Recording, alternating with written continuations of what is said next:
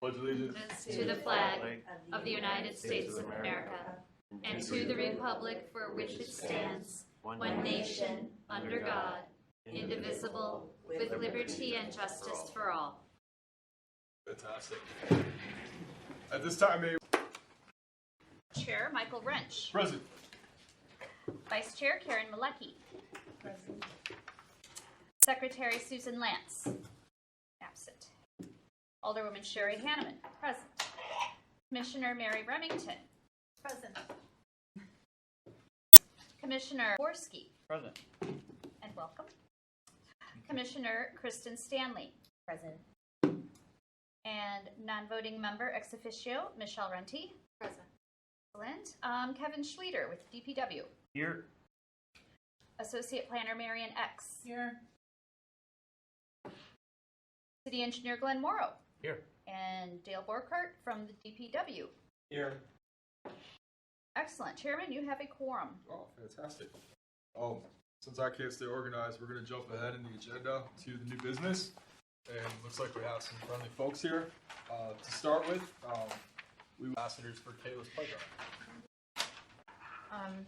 Mayor should be running in here at some point, but until then, we'll proceed.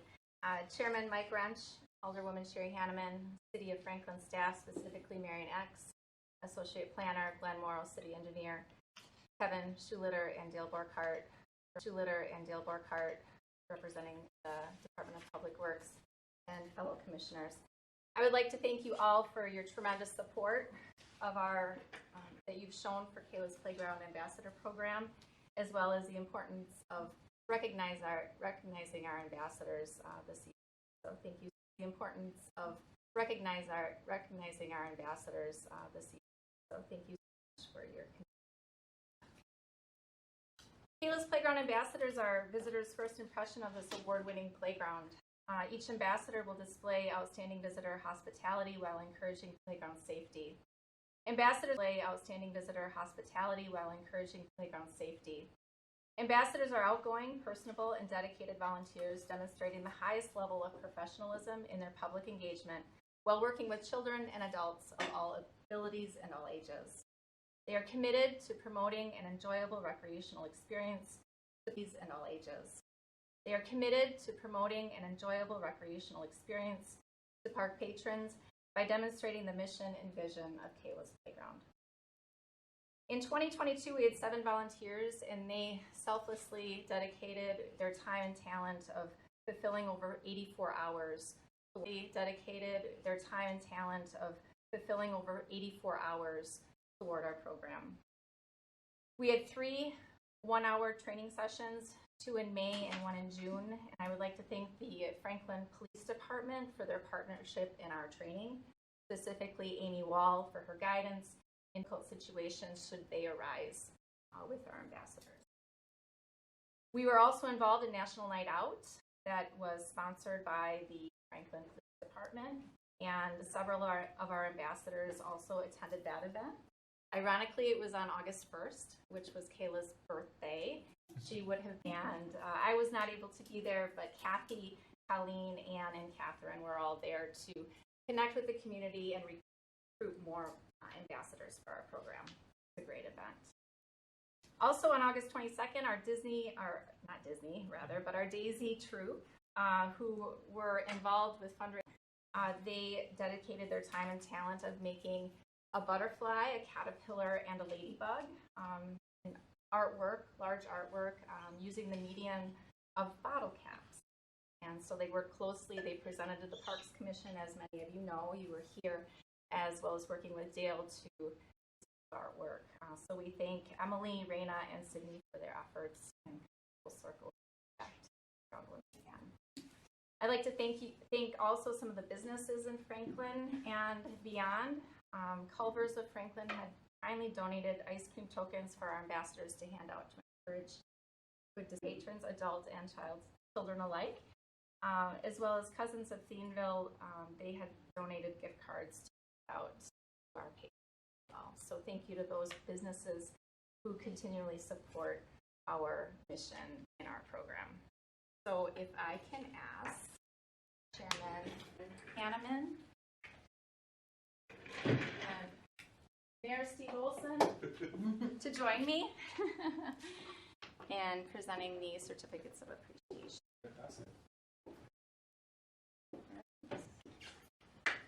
I'll first begin with the few that come this evening. Their schedules didn't coincide with the ability to join us tonight.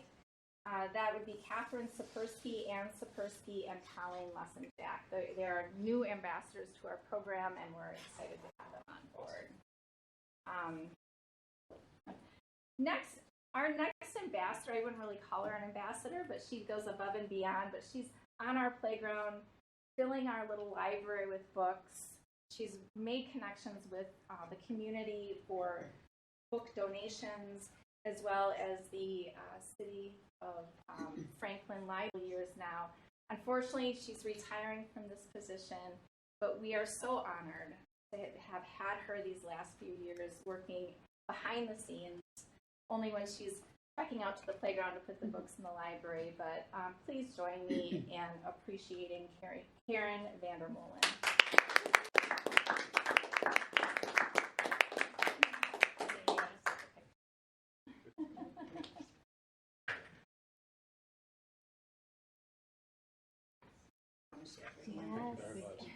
Thank you so much. Our next ambassador is new, but she actually she worked for how many years in the health department? 30 years in the health department here at the city of Franklin. In retirement, she was looking at donating her time and talent to a program, and she chose Kayla's Playground Ambassador Program, which we are delighted to have her on board. So please join me, Kowski.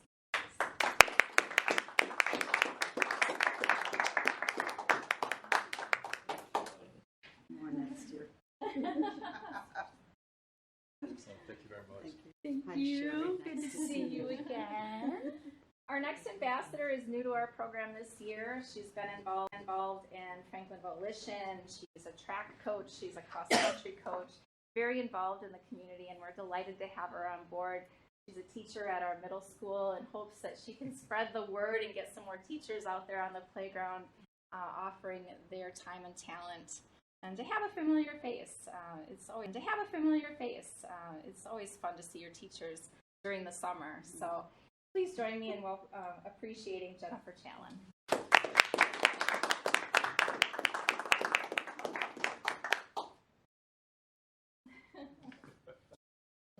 Recognize you, sir.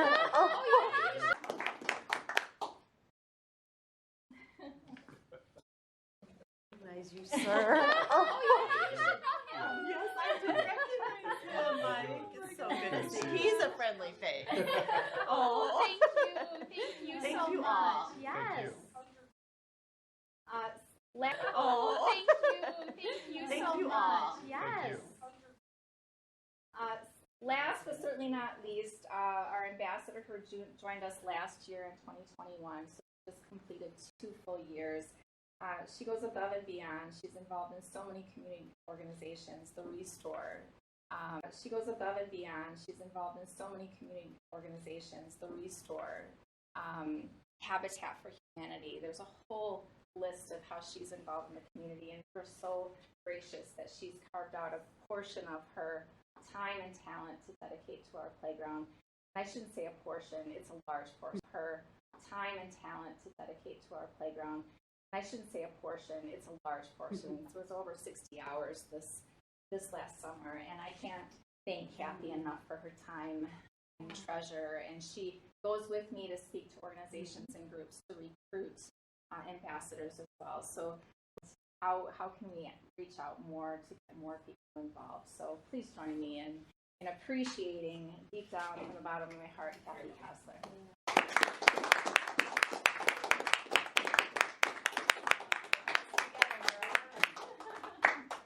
Couldn't do it without you. Likewise. You know what? Likewise. You know what? When Kayla calls, you answer. That's right. So thank you. Thank you very much. Thank you so much. Yeah, thank you. Thank you. Thank you. All right. Your certificates aren't signed. I don't know where Mayor Olson. He just signed. Thank you. Thank you. Yeah, you don't have to.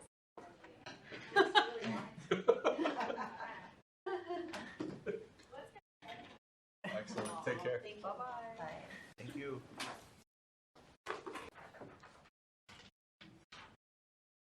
Jumping back to the agenda, we will open this up for citizen comment period. Any citizens that would like to make a comment? Then we shall close the citizen comment period. The approval of the minutes from the special parks tour on October 29th. We need approval of the minutes. Make a motion to approve the minutes. I'll second it. All in favor? Aye. Anybody opposed? The ayes have it. Oops.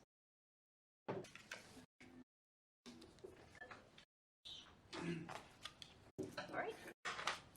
Excellent. Skipping ahead on the agenda, we have on the old business, letter I, request by City of Franklin resident Ken Solis to conduct an invasive species weed out, Franklin Woods Nature Center. Is Ken with us today? Yep, right here. How you doing? Good, thank you. Okay, I'll pass around.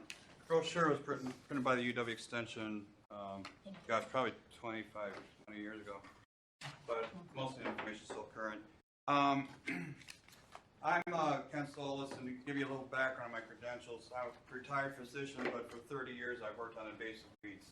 And I started a weed out program, which is the Milwaukee County Park Volunteer Program, where different friends groups try to do the best to control invasive species that they're able to address. The plant species primarily can't do insects and so forth.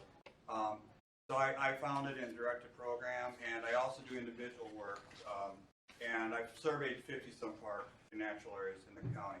And I can tell you that Franklin probably has the most acreage of high-quality forests. When SewerPac did the survey, Canal Woods, which they call River Parkway, right by the by the Racine County line, is one of the highest quality. They look at the quality of vegetation, the diversity, and so forth.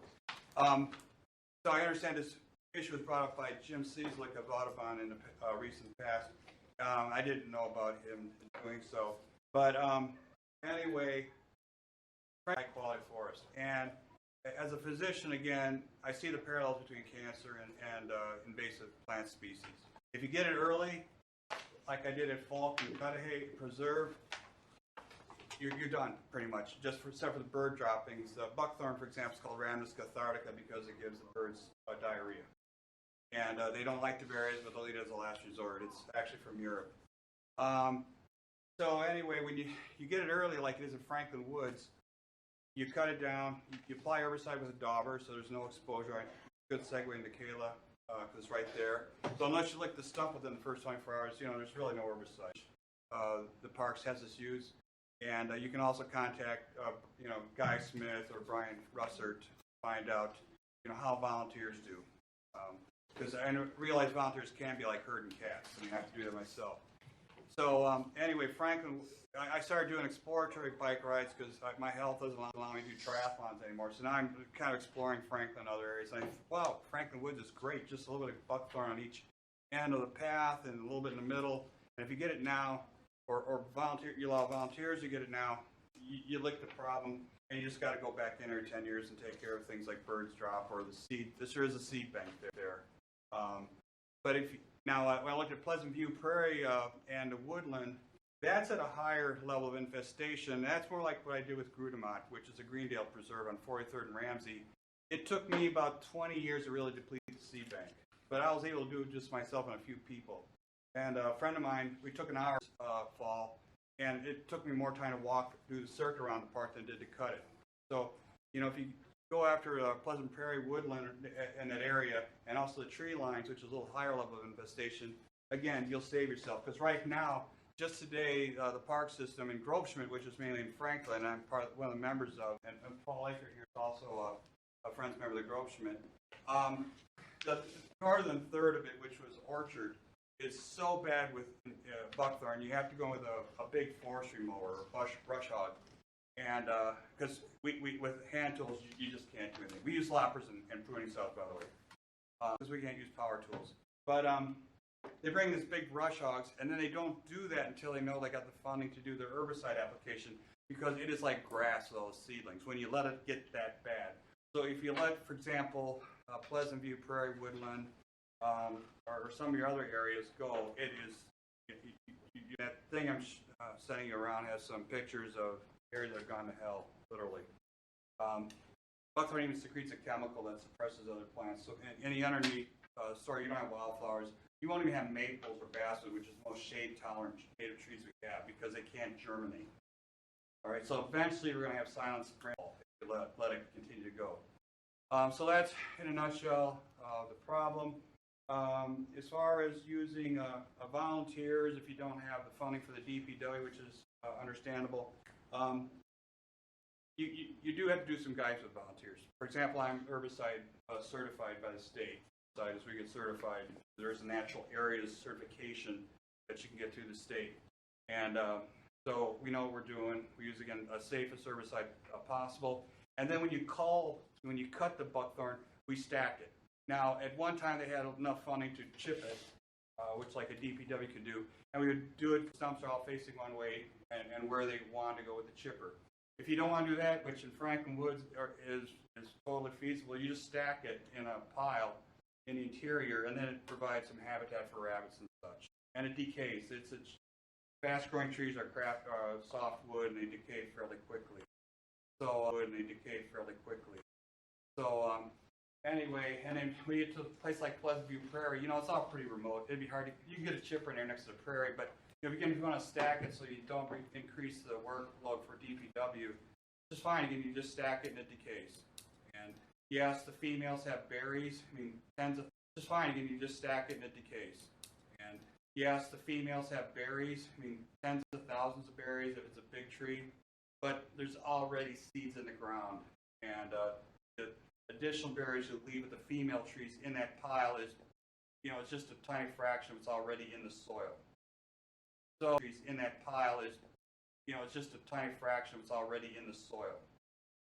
So that's what I'm advocating, is that, again, I look for the low-hanging fruit, because most Milwaukee County natural areas are devastated.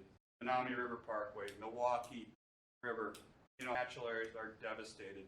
Menominee River Parkway, Milwaukee River, Root River, most of it. It's just, I'm ruining once you know what buckthorn looks like, unfortunately, I'm ruining your future bike rides and hiking experience, because you're going to say, wow. And then your garlic mustard and Dame's Rocket, these are kudzu of the north, because you're going to say, wow. And then your garlic mustard and Dame's Rocket, these are kudzu of the north, okay? So anyway, will life eventually evolve to take care of it? Yeah, probably. They can right now find a biological control out of Cornell, which does most of the research. There's nothing in Europe that can bring here attack buckthorn, because it's in the alder family, and there's native alders. Same thing with garlic mustard. So I would encourage you, I'm happy to work with whatever party is most appropriate to get a hold of this problem before, in 30 years you're calling in the brush hog and doing herbicide spraying next to Kayla's, even more of what you already have. I don't know if working through the Franklin Environmental Commission, I guess that was extent at one point, or New Friends group that would cover city lands and parklands, or having the DPW if they have time and resources and so forth. I'm happy to answer that. Okay. Thank you, Dr. Solis. And I'd like for staff to weigh in, and then the commission to weigh in and decide, but Franklin Woods is literally my backyard.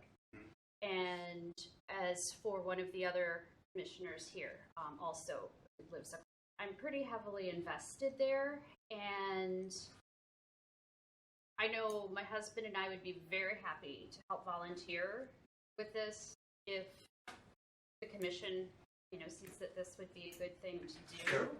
My husband and I were just talking about this yesterday. Yeah, And should we embark upon this project, I think that there would be the need to engage all of the residents who live along the south edge of the park, along Maple Crest Drive there, because a lot of those people let the wood line And there's a lot of invasive species in those backyards that we would need to tackle to really, you know, And that's a get big it problem done. too. Often it starts from yard waste from neighbors that throw their And I stuff. think it could be done.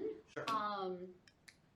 You know, I think most of the people along there, you know, generally that Yeah, we space. do with many parks, obviously. You know, Lake Park, I mean, you got wealthy people living there. And, you know, they've been working control. So, yeah, this is not new, obviously, with working with neighbors. And usually when I first go in, sometimes you get some fright because who's that stranger doing stuff?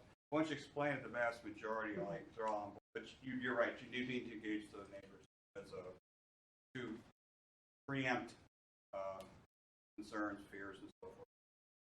And the herbicide, again, we have this dog, it's a sponge at the end of a PVC pipe, the valve, and you just put on the stump, there's very low exposure. Yes.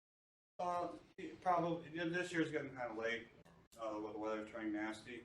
I would say the herbicide is more effective from late summer onward because it has to go down to the root. Saps tend to go towards the crown. People do it in spring, but you don't get as much kill rate. Saps tend to go towards the crown. People do it in spring, but you don't get as much kill rate. You can do it in spring if it works better for whatever reason. And again, the infestation area, I didn't walk the whole forest, but the little bit I saw was pretty small. When you can see through a forest, that's a good sign. Because some amount of time it's like just pretty small. When you can see through a forest, that's a good sign.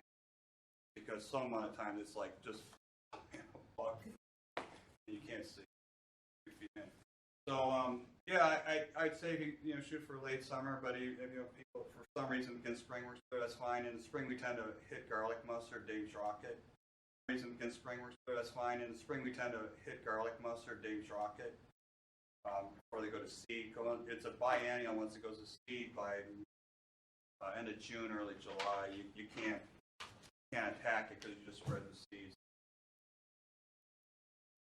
And I spend all my summer seeds. And I spend all my summer. I'm one of the few allowed to backpack spray in the county parks, in remote areas and all that. Not advocating for that, but that's the level of trust I have with the county parks. With the garlic mustard and Dame's Rocket and burdock and so forth, it's like because I just went there in the fall and spring's a much better time to. Yes. A little bit, but I walked the park in the spring, and that park is a secondary corridor, so for the information for a number of years, and it's not contiguous to like other woodlands, but it's considered high quality. And I observed numerous native species. Nice. Yeah, spring's the time. Yes. Yep. So it's just for me walking at that one time, I probably took 30 photos. In Franklin has 2 endangered species. Where the Blandings turtle and the rusty patched bumblebee. Oh, it's in Groveland as well. Yeah, I'm friends. Yeah, part of the friends. We're gonna.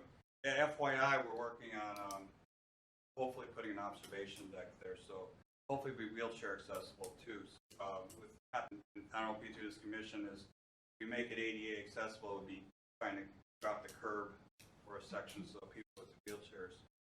The Ability Center is interested in that as well.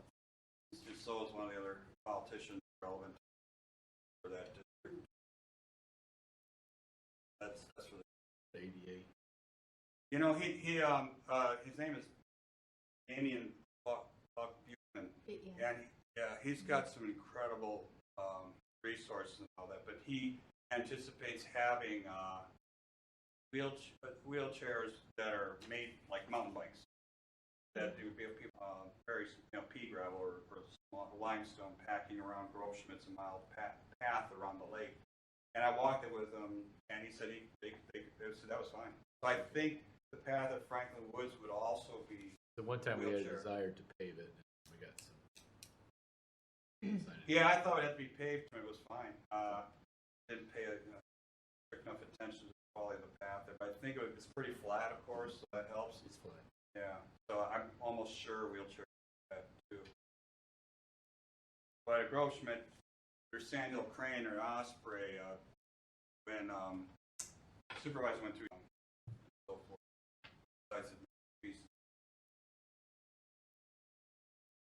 Okay, no other questions? Any concerns from DPW? Nope. You guys, you anticipate probably going towards having volunteers do that when you can, or not? Interior, that's what parks, they don't have the resources to go around doing. Yeah. Yes. Want to do Franklin Woods? What about the rest of the parks? I mean, Yeah, no, I totally agree. Like Pleasant View Prairie. I'm sorry. it's just everywhere. It is, and that's why I pick my battles. Most people will only work where they walk their dog or they live next to. But I'm more concerned about the greater picture. So yeah, I go for low-hanging fruit. When I saw Franklin Woods, I said, wow, this is a great resource that is can be easily taken care of. And again, a Pleasant View Prairie, the woodland surrounding area resource that is can be easily taken care of. And again, a Pleasant View Prairie, the woodland surrounding area looks still doable. It's on the verge of going where you need to bring machines if you don't do it soon. But I agree. Otherwise, they can't find biological control, which is what you need.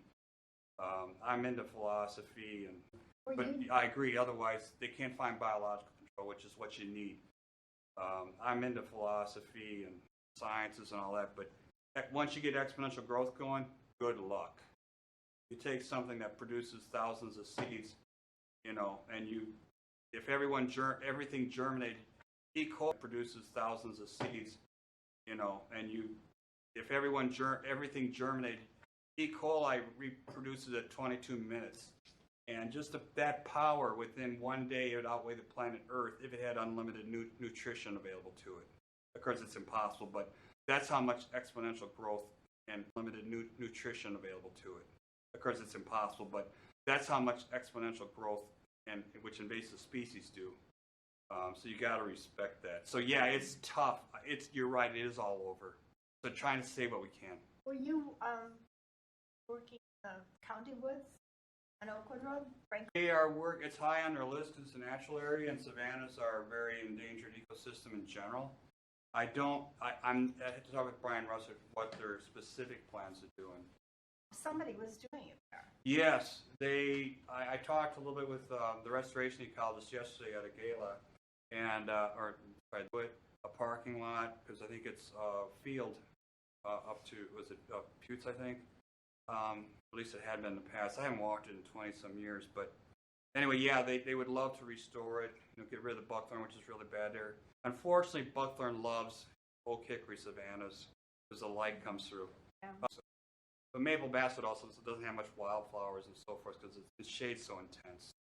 But yeah, Franklin Savannah, I know they want to do stuff, but they have funding is terrible. They have $500 million of maintenance they need to do. Well, somebody had been doing it.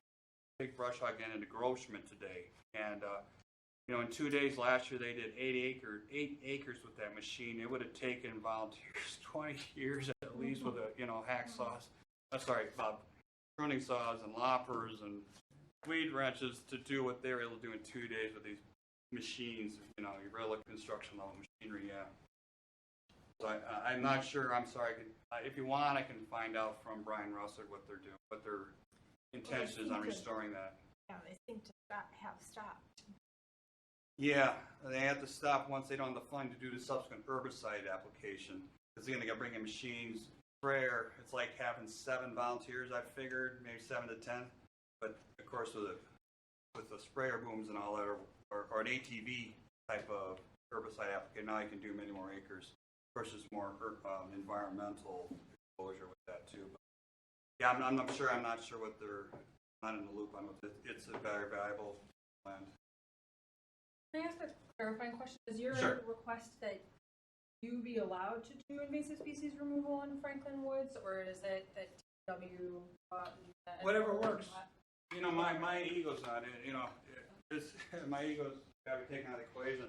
So a volunteer, the DPW's already got tons of work, I'm sure.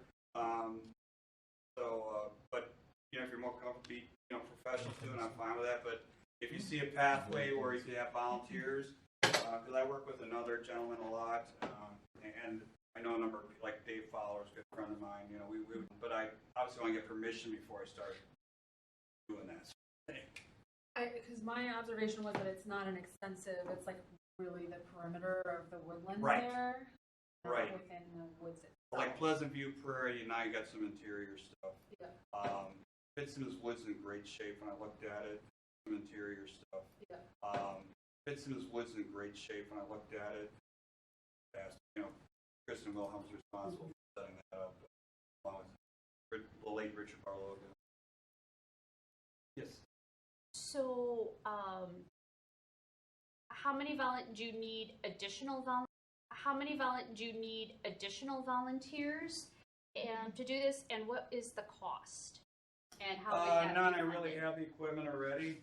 It turns out, we buy equipment and it's good quality. I try out everything from $150 offers from New Zealand to I end up using Fiskars. Anyway, everything from $150 offers from New Zealand to I end up using Fiskars. Anyway, we have our own equipment, and the herbicide use is minimal. So yeah, as a doctor, one of the things I do is I just so. So it's very minimal cost. Yeah, At least- the cost really would be zilch. It's very minimal cost. Yeah, At least- the cost really would be zilch. It's mainly getting permission and a pathway, so, like you might say, you know what, you need to be herbicide certified if that's important to you to apply herbicide. Also, of course, it plays with some of the concerns of citizens saying, look, they go through the course. But if you don't feel you need that before, it was only a few years back, 10 years ago, we didn't have to be herbicide certified to apply it. But with increasing liability issues and Roundup, maybe being concerned with lymphoma, like management says, so you're going to get permission if you'd like volunteers. And then, of course, if you want a point person, I can be that, or Dave Fowler. And then I would need to probably contact within this group as to who I'd contact. And then, like you say, put a strategy together for giving brochures like to the neighbors, so I know where they would have an avenue to ask questions and concerns about this or that. I don't think there was too much buckthorn towards that side, was there? I didn't really look close. I haven't gone back into individual. Yeah.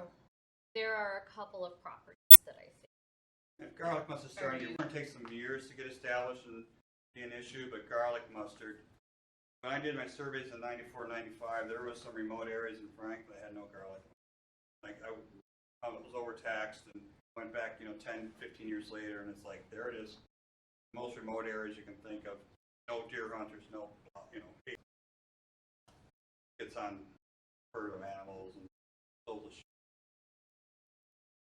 City require sign for this stuff to happen.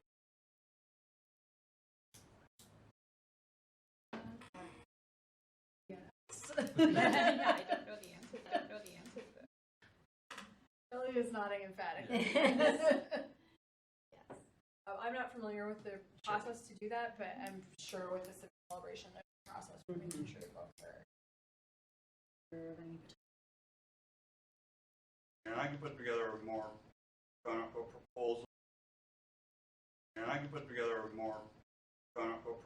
Written proposal if you want, for a volunteer group. For the Franklin Environmental Commission, I'm a Greenfield resident, but live across Greendale.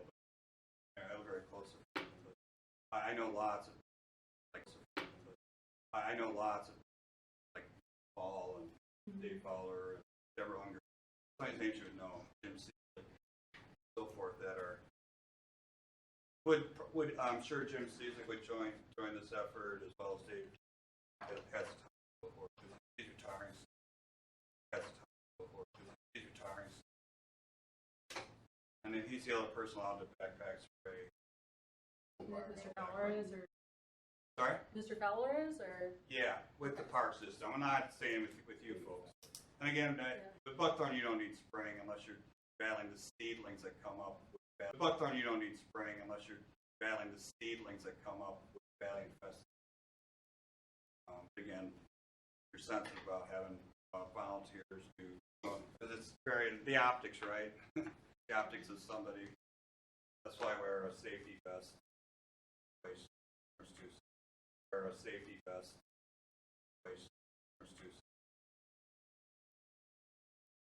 So that the commission is aware, if I may, and the environmental commission has been discussing the buckthorn issue for 4 years. It is pervasive throughout the city, but Yeah, you know, the Franklin Woods is less. yeah. You know, the Franklin Woods is less impacted, but it is the kind of thing that if you don't get it under control quickly, then you lose a window of opportunity and are in remediation, which is where a lot of the city is now. So we conducted a survey last summer of residents. And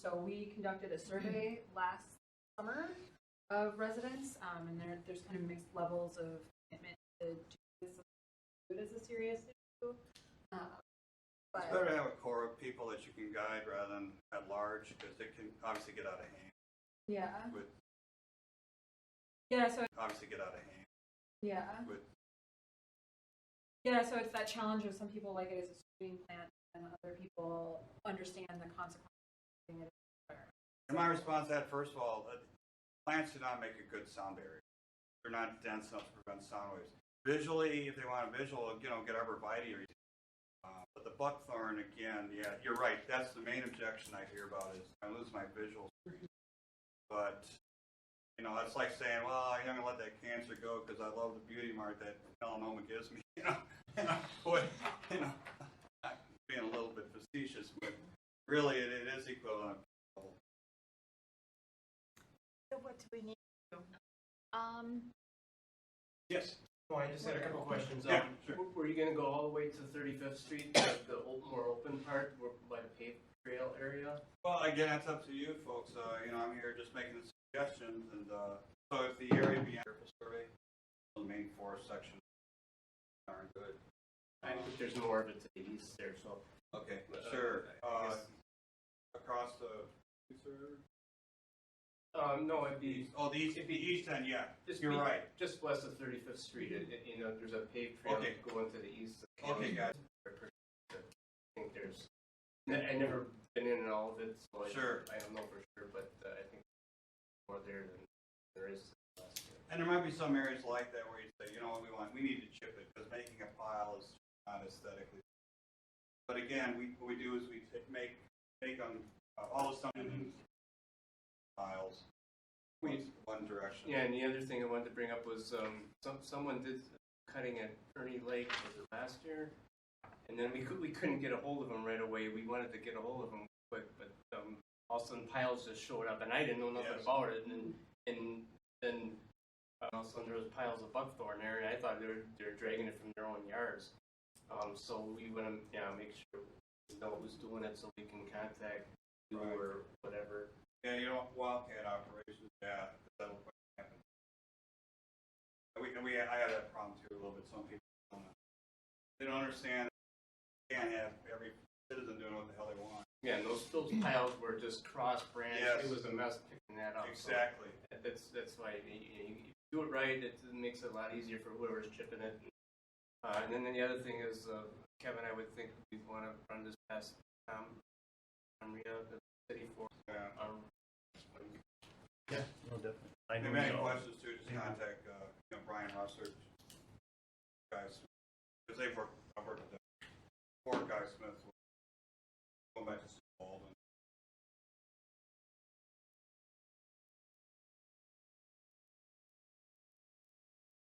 So forth. Yes. I know in 2015 when we built the playground, there was a group from the high school that was Oh. led by Yes. a teacher that did primarily quite a bit of buckthorn removal. He's I don't- retired, I think. Okay. I There's thought a maybe new there one would be. at Franklin though, but I get her name and she didn't contact me, but yes. I don't think they used to One be. at Franklin though, but I get her name and she didn't contact me, but yes. I don't think they used the herbicide though, No. because clearly it's back, right? what's I mean, that? it's clearly it's back, so they probably didn't use herbicide that they just cut and removed. That could be. It would depend on the situation. At one point, the students that I worked with, we did. It would depend on the situation. At one point, the students that I worked with, we did with little pulse off bottles. But now again, we have these daubers. But again, with the parks, only those that are certified can do it. But typically, a friends group will have a couple people that go through. It's $42 to take the exam. But a couple people that go through. It's $42 to take the exam. But it's good for 5 years. So yeah, typically we wouldn't allow students because I won't get into more details of medical research, but with glyphosate, it might increase the risk of lymphoma leukemia. The way they did glyphosate, it might increase the risk of lymphoma leukemia. The way they did the study is not really solid, but it passed the legal threshold, so, you know, we're careful. We use triclopyr, which is Garlon is a trade name, along with a base oil, so it goes through, it doesn't freeze. And, yes. Thank you. Well, just to my fellow commissioners, I think it would be silly of us to not want to go forward with this, especially that it's a way to get on top of the invasive species cost and not adding work for our own DPW staff. So I would certainly recommend that we move forward with a preliminary approval. I would volunteer myself and my husband to be point people in that neighborhood, Dale and Kevin and the forester at DPW, Sure. you know, in terms of timing and neighborhood. I say wait till spring before, yeah. But I do want to make Sure. sure before we get ahead of things that, yes, we do understand exactly what's going to be needed by the volunteers for waivers and like that. Yeah, we have waiver form that we access through QR code on our phones, because, yeah, it gets to be a problem, but yeah, we have volunteers sign waivers. They do it so. So I guess that Of was course, you have to have one for my motion. I'll second it. All in favor? Aye. Aye. Anybody opposed? Well, thank you very much. Oh, thank you. Sorry. Let me give you. Do I have a card? Oh, here. Let me give you my card so then we can connect in the spring and make sure we get everything going. I'll send you a preliminary. Is the Franklin Environmental Commission defunct? No. I'm not sure what it is. So who's the contact? Is that a group to work with? I don't know. I actually am Oh, their okay. staffer. Oh, okay. So All right. you can just email me. Their next meeting is December 7th. So they don't. So they do. I'm sorry, I'm ignorant about that. So what's their function or? So they review requests for environmental impacts in the area, and then are also responsible for Gotcha. environmental issues. Okay. And Buckthorn is one of them they've been working on. Okay. There was a recommendation to include it on the list of Oh, okay. that is not progressed because it would create like a prohibitive level of requirement. It's hard to enforce. Yeah. So I can't speak to the status of that legislation, but at the moment it's not moving. I was raised on a farm, and I remember when my dad had removed the Canadian. That likewise was not. They couldn't really enforce it. Yeah. We cut it for a couple of years, but. Thank you so much for your time. I really appreciate it. Thank you. Thank you. And all place mean Santa Claus, by the way, you might be inspired. It is true. He was at the gala of Santa. It was awesome. Season is coming. You bet. Thank you. We will we'll jump back into the unfinished business. Letter A, update on parks maintenance. We'll jump back into the unfinished business. Letter A, update on parks maintenance. Okay, in the parks tour, I'm sure you saw the wood chips, on some of the playgrounds. But the guys put them at the Jack Workman, Glen Meadows, on some of the playgrounds. But the guys put them at the Jack Workman, Glen Meadows, Christine Rathke, Lynette Fox, and Legend 2. So Legend 1's really the only one that hasn't gotten done. Ken Wendell and Friendship were done a couple years ago. So Ken Wendell and Friendship were done a couple years ago. So that's the only one. Okay, I should say that Pleasant View doesn't quite need it yet. So that's another one that hasn't been done. But pretty much all the parks have brand new parks have brand new have brand new parks have brand new all the pavilion bathrooms that we close up have been winterized. The coming cold weather coming up here. Pickleball windscreens have been removed for the winter and striped all the parking lot lines and all the parking lots. If that's worth saying. Kevin probably mentioned that we, or maybe you saw the new park signs. We got most of those all cleaned up. We're just still cleaning up leaves and stuff like that. That's about it. Any questions?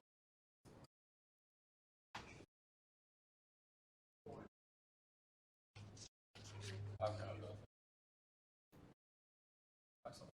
Budget. Park Commission request for information on personnel addition, capital outlay fund needs, equipment revolving fund needs, street improvement fund needs, and major capital expenditures to be made with borrowed funds. Thank you, Chair. So in your packets is a statement of revenue and expenses for up to September. As some of you may know, we have a new director of finance, so you haven't seen this information in a few months because that person was coming up to speed, and I wasn't able to request this from her until pretty recently. So going forward, you will have quarterly updates again. So the 2022 amended budget for total operating fund expense, currently the Parks Commission is below that, so it was $135,182, and as of the third quarter, we were at $311,984. And then that's for the general fund upkeeping and equipment. So again, you have not exceeded your budget, so I'm not going to read the whole thing into the record, but then down in the capital line, when this was produced,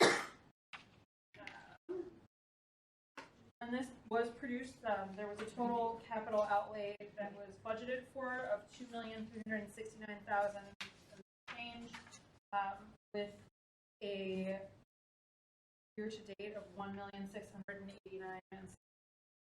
That will have changed because you will, as you have as a discussion, what to do with some of the impact fees that we had ongoing. So for commissioners that are new, this commission produced an impact fee study and made the recommendation to purchase a park.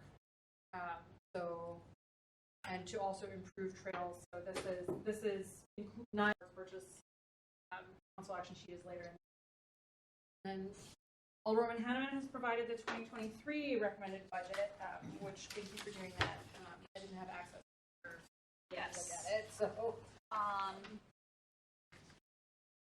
So you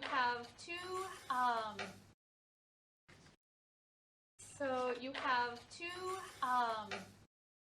two main items in this packet. This 8.5 by 11, that's I think 3 pages. That is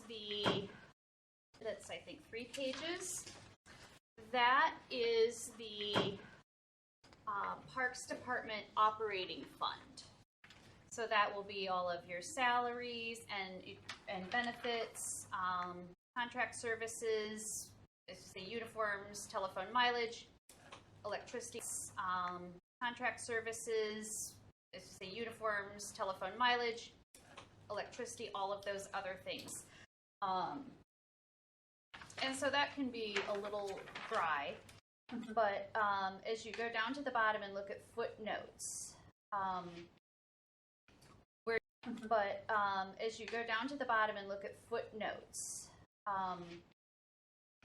where you see asterisks coming down near the numbers along the left side of the page, that will alert you to a footnote below.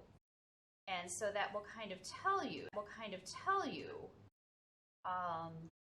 why projected activity may be a little higher, or why we're budgeting differently, if there's any increases or decreases and whatnot. So that's really kind of where the interest is. Might want to notice here is in 2023, 3, Parks Department requested $75,000 for maintenance. But the mayor is recommending $65,000. So $10,000 less than what staff. Now, we can always, because tomorrow night is the public hearing and the adoption of the 2023 budget, so there is still time for us to, as a commission, recommend any change. However, if, say, we wanted to restore $10,000 to that department request so that it is fully funded, we'll have to find some place to take that $10,000 out. Take it out of the mayor's salary, you know, something along those lines. He's not here, so that's kind of how you want to read that. And it sort of just tells you, so that was just one thing that really stands out differently, I think, than between what was requested by council.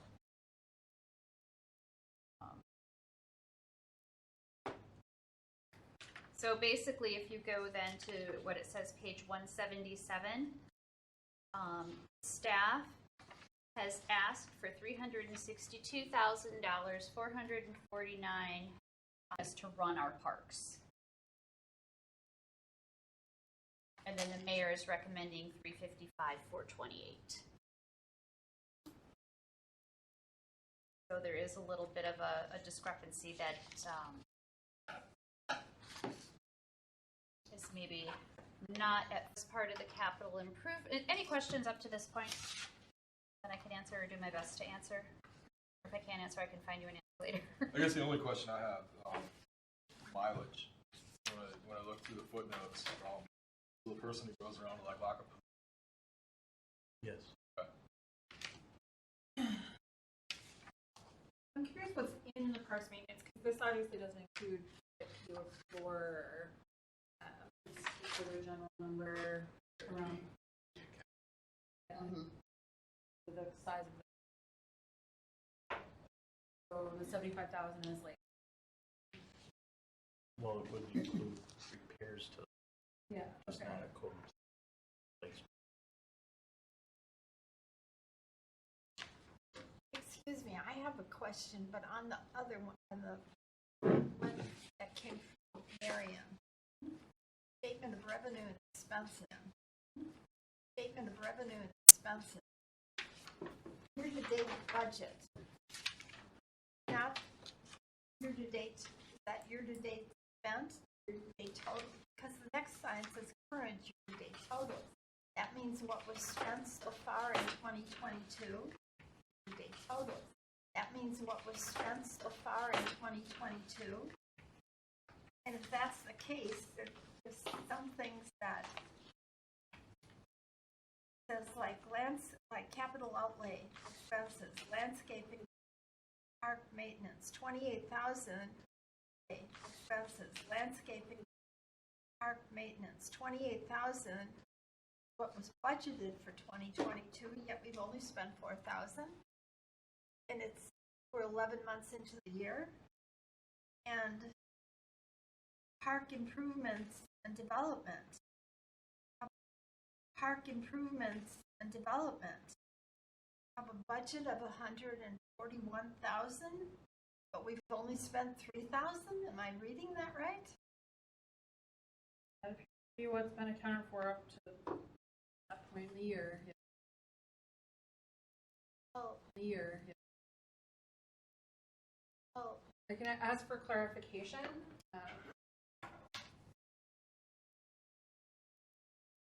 why are we so far below our allotted amount?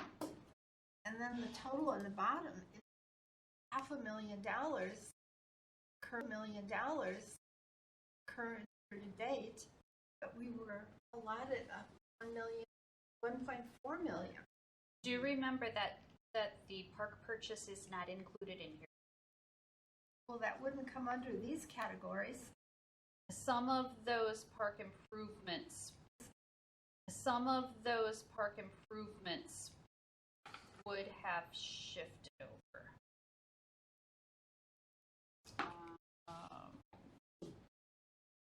Yeah, so this commission recommended moving. I don't actually know if they were transferred. They were. But since this was, it's been since September, it was in October that the council did that budget amendment. So as an example, trailhead on school property, 260. We had a proposal, took to common council, no.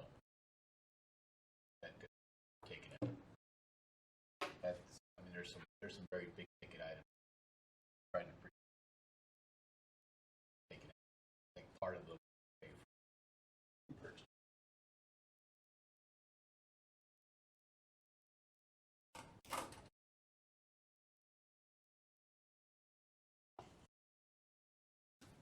I'd like to see this more accurate as to where the money actually is. Maybe for December meeting. Show where those monies, when they were allotted to something else. Yeah, so what's changed is what you're asking, like why lining up. So let me write that on the minutes here, please. And 116th Street Trail, there's a big ticket item. That's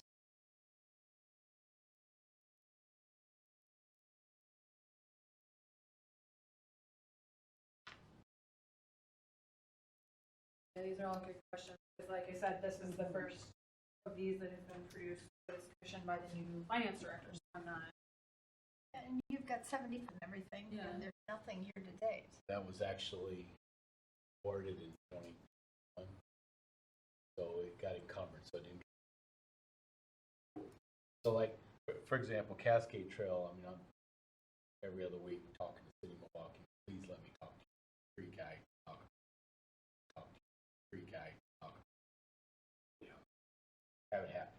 If it were to happen, then we could sign a contract before December 31st. That would get encumbered in 22 funds if we're not sure. Engineering and design separate from the.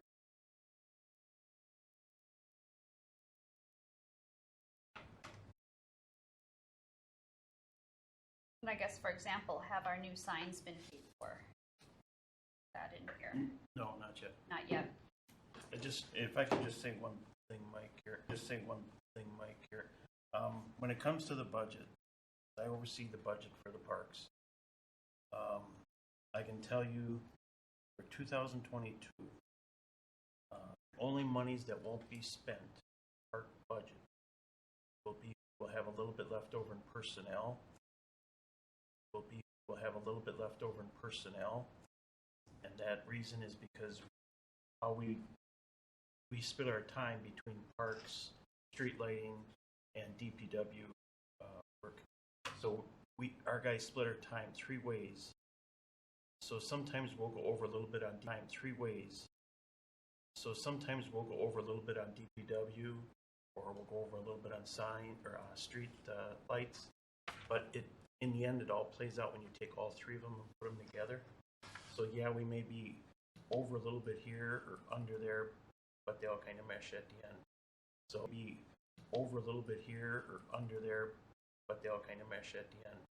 So I don't want anyone to think, well, geez, you got 100,000 left in salaries. It's because it might be over by 100,000 streets. It's just how our bookkeeping plays out for that. And I guess how our bookkeeping plays out for that. And I could say that if you recall, we've had several years in the past way over parks. I'm really trying to focus on.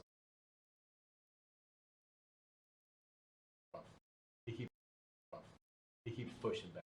I really say we didn't think. Yeah, and the same with the maintenance. We'll be down to pennies by the time of the end of the year for our maintenance budget, which was $65,000. Yeah, there is a couple big ticket items that Lynn had mentioned, but those are things that are out of mine. All those are capital. But when it comes to operating, believe me, there will not be a penny left over.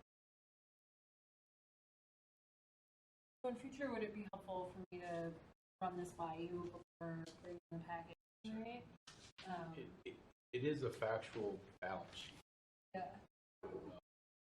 We just maybe do a better job explaining why there's. Okay.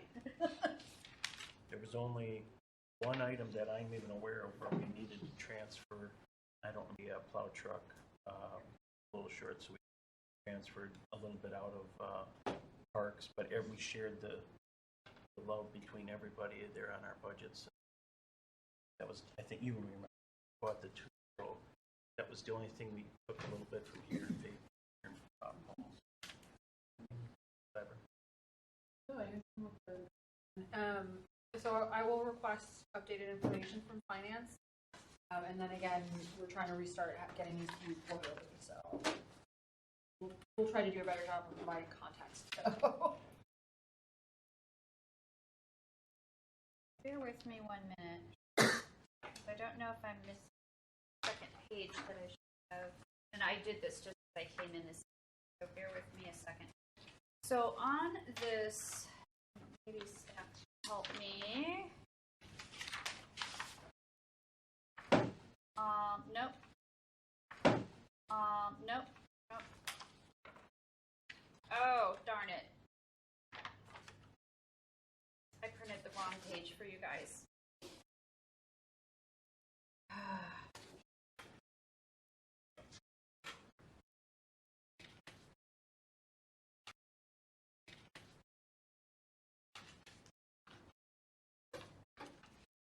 I'm wondering if we could come back to this item, Chairman? And I could be excused to go make copies of this page that'll mean a lot more to you than the page I printed for you. Sure, we can do that. With my apologies, the page I printed for you. Sure, we can do that. With my apologies. We can, we'll come back to this. We'll jump to letter C, the Parks and Amenity Donation Policy. Parks marking materials, including maps, pamphlets, etc. Thank you. So this Parks marking materials, including maps, pamphlets, etc. Thank you. So this item did, one piece of it finally did make it up to Common Council. And Commissioner Malecki had donated her time, so we sent the map forward. Commissioner Malecki had donated her time, so we sent the map forward. And there were comments that were given on them, but the main piece of information that came out of that meeting was that they would like to include it in the spring.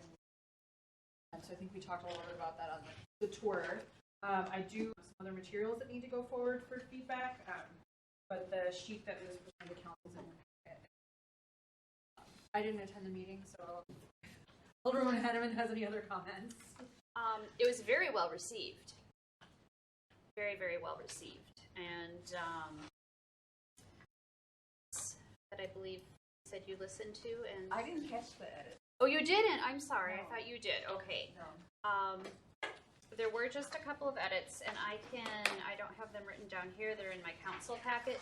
But one was to now add the location of our future Southwest Park. Okay. And the only other one, it was the mayor's suggestion to maybe not give county parks so much, maybe just list the county parks without a, that I agreed with that. Is this the size it's going to be? Well, I created it in this size originally. Yeah, and it's Yeah. much better with the map. Yeah, this is, unfortunately, the packet for Common Council requires that it be That the size. So the other thing is if it's going to be full color, we'll have to newsletters. I think that we will print it in full color to go out with Can't the we spring just put newsletter. Make it a 2-page fold-out then? I would have to ask the city administrator. Because it's much more meaningful map size. This is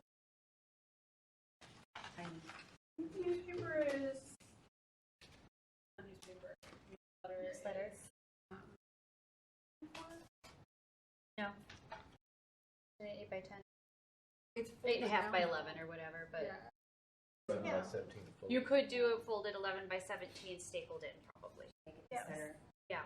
In In the center. Yes. Yeah, that was our first comment, was people gonna visually see that. Yes.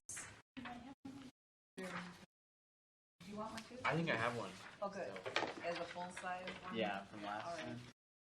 So we want to be sure that it is the 11 by 17 full color center fold so it can be easily pulled out. So if I'm adding the new part, is it gonna be nameless? This is the new part. It's identified in the corpus southwest to be appropriate, but I also would not outline it. I would probably just put a star Yeah. for now because it's not open to the public. But it will be farmland. Right. Yeah.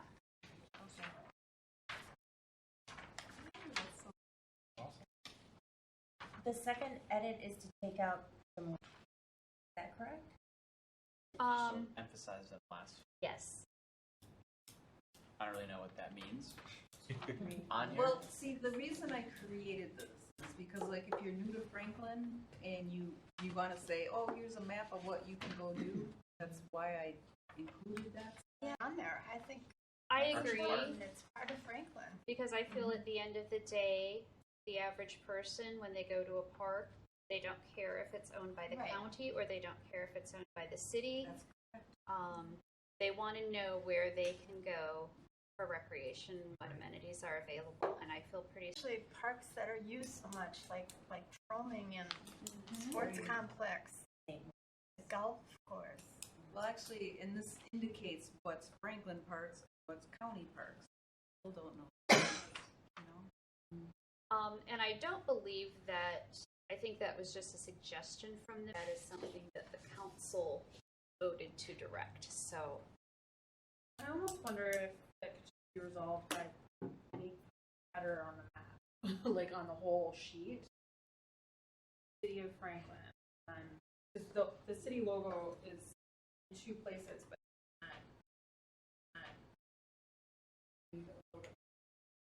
you just have maybe, possibly.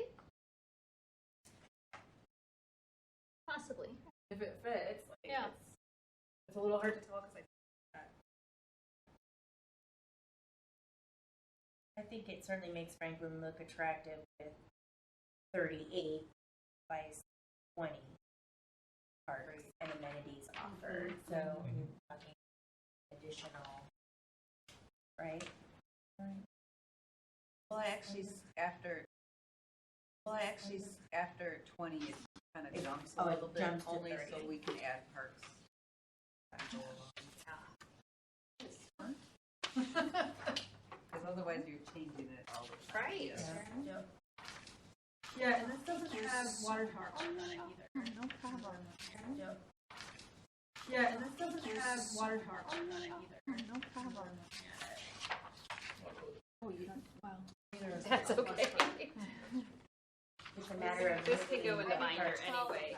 Logo Yeah, down. this can go in the You could binder. Take the school part and put it up here instead of it's a logo Yeah, down. this can go in the You could binder. Take the school part and put it up here instead of it's an option. If it's a matter of getting Franklin Parks and Trails as a lead header, you know, just push this down and move this up to the top, and then it's Franklin Parks and Franklin School right across the top. Excellent. That's good. Well, thank you. I just also want to add that the staff that have shown us the health department now, and thank you. It's really nice. Well, when is it gonna go online? Like after I make these changes then? Yeah, I think So- we can put it on the Yeah, website. it can go online and, Because we can always, we can just say refer it to go online to get a more detailed version and True. stuff. now what would be active website, and then you could just click on the little dot, and then you get a blow up of all of the pictures of the park, and So she asked. I don't know. That would be who nice. does- Yeah. wouldn't it? Yes. So Because I Interactive. the publishing. I don't know. Look at Who me does spending the money. website, like If she's how? adding South, what is she using as an address? I actually would just put a star Yeah. where it goes and not like future park. Yeah, you'll have Yeah. to show me where it's actually And then gonna be. She's Someone adding knows. Water Tower Park also. Yeah, I would Yeah. actually just put it on the map, but not in the not. With regards to the website, the city administrators staff maintains the overall website, and so if we have a PDF, that's a fairly simple to just include on the website. If we wanted to revise the city's outward-facing GIS on the website with parcel information and that kind of thing, that would be probably a separate request. The GIS team, so Well, because I could add hyperlinks, someone would have to, I'd have to work with them. yeah, I mean, And if it- it's in like the you said, then it can PDF, take you right to, yeah, you can do that in the PDF. I think if you just add it, that would probably just work Mm-hmm. on its own, but it would have to go somewhere. Was it? Right, well, like she said, you can do pictures of the parks. That's, make it right. Sure. There is also, It's a little more detailed. theoretically, on it, and the photos would pop up in the city's GIS map. I'm going to show it to you. This map with, this is called the property viewer. So this has mostly like tax and zoning information, but it wouldn't unreasonable to add a parks layer to that. Maybe there could be photos. That would be something I would have to run past GIS. I would know how to do it in the tools that I have access to, but they're not part of this portfolio. So, I need to talk. Yeah, that's a cool idea. That's a cool idea.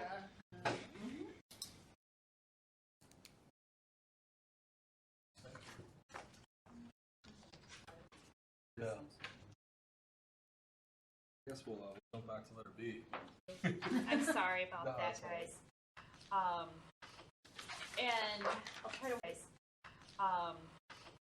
And I'll try to walk you through how to read this document as well. This is actually something new that we began last year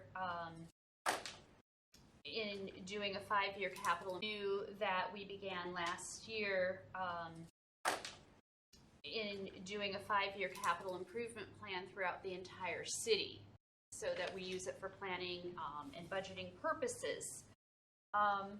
So if you look on the first page that we gave you, starting, so if you look on the first page that we gave you, starting way down at like the very bottom, it starts sidewalk snow machine. And so if you go over to the right and see the 2023 mayor recommended and follow it down, so you can see then that the mayor is requesting $30,000. And as we go across, it tells you, what department, DPW Parks. It's in the category of equipment. It tells you what fund, and some of this is a little more detailed than you probably need, but then the funding source. So that's going to come straight out of the tax levy. So recommending a $7,500 expenditure for two landscape trailers, $40,000 for a complete play structure. And where did we say that's going? Did we decide where that's going? Oh, I know what a new playground costs. $40,000. Well, he's got $40,000 this month, this year, and $160 next year for $200,000, and it is So, escaping me where we're looking at that going. well, Was you that notice- for? if you notice, there was 160. Yeah. It got marked down. Yeah, but the 160 went to 2024. So, like, is it a 2-year project? I've got a question on that, actually. I don't remember back to the budget meeting. I had requested much more. Had you? It got put down. I had requested much more. Had you? It got put down.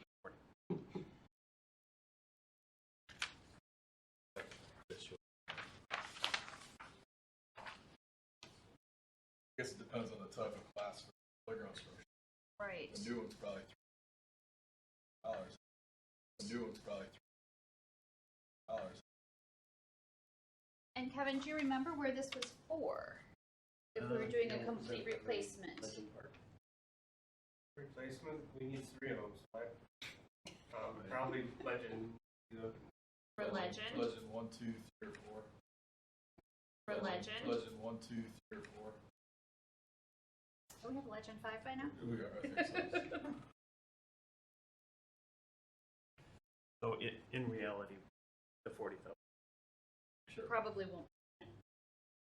Okay, so that's a question. Thank you. Thank you.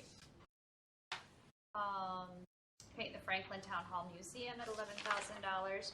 So that is spending for parks for capital improvement coming out of the tax levy. So then if we go to the next page, cruise down about 2/3 of the way, and we have the Parks Department requests there as well for equipment and improvement. Most of this category are biannual borrowing. The thing that we really want to notice here, I guess, let's just take one of these individually, if we may. So, and site plan. Glenn, we feel we're pretty on track for that? For next year, right? Yeah. Yeah. Yeah. That was one of the things that was. Right, that got carried over. That's what I thought. Going down, the senior fitness in dollars. Any thoughts on that? What is that? Equipment. Well, we got $75,000. That's why I want to kind of go through this and. It was proposed here a few years, probably like 2 years ago. Well, there's equipment there. Yeah, there's equipment there already.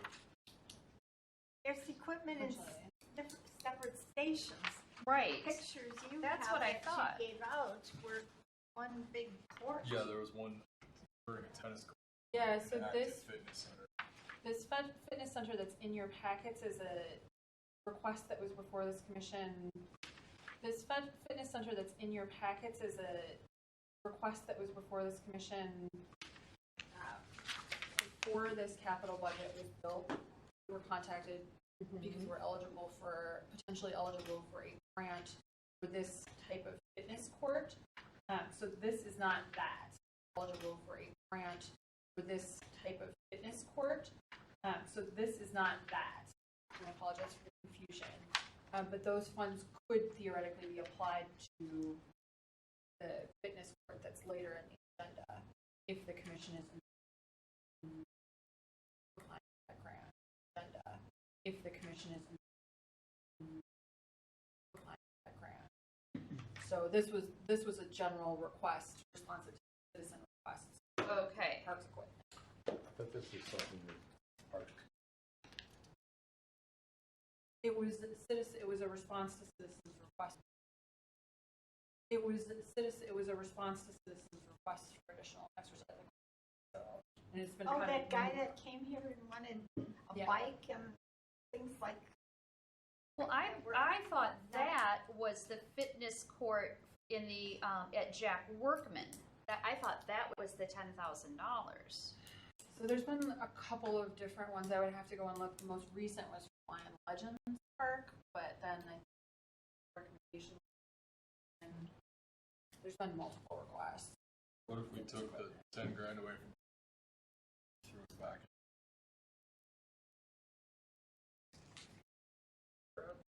For purchase. I would be.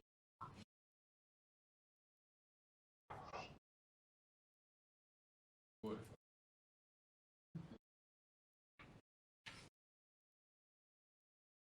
only thing I would caution you, I'm sure that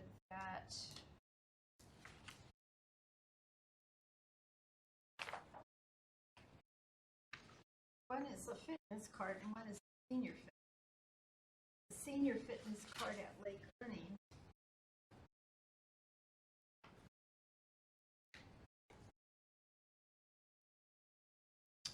I don't know that we can take the $10,000 from capital improvement that was borrowing and move it into the operating fund. I don't know that we can do that, but I could. Yeah. Yeah. I don't know what's equipment. It depends on the park. Right. Let me, because I can talk with the director of finance tomorrow morning. See if we can make any recommended changes. Because then we also have $20,000 for the Frisbee disc golf course. To be at Water Tower Park. Is that a reality here? That's my idea. Okay, I'd like to see it there. you would. I think so. The consultant that we find to design the park, my mind, got a snake. My mind, got a snake. That's really about the only thing you Okay, can walk. Would be nice. okay.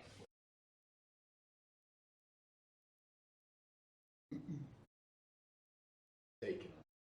Yeah.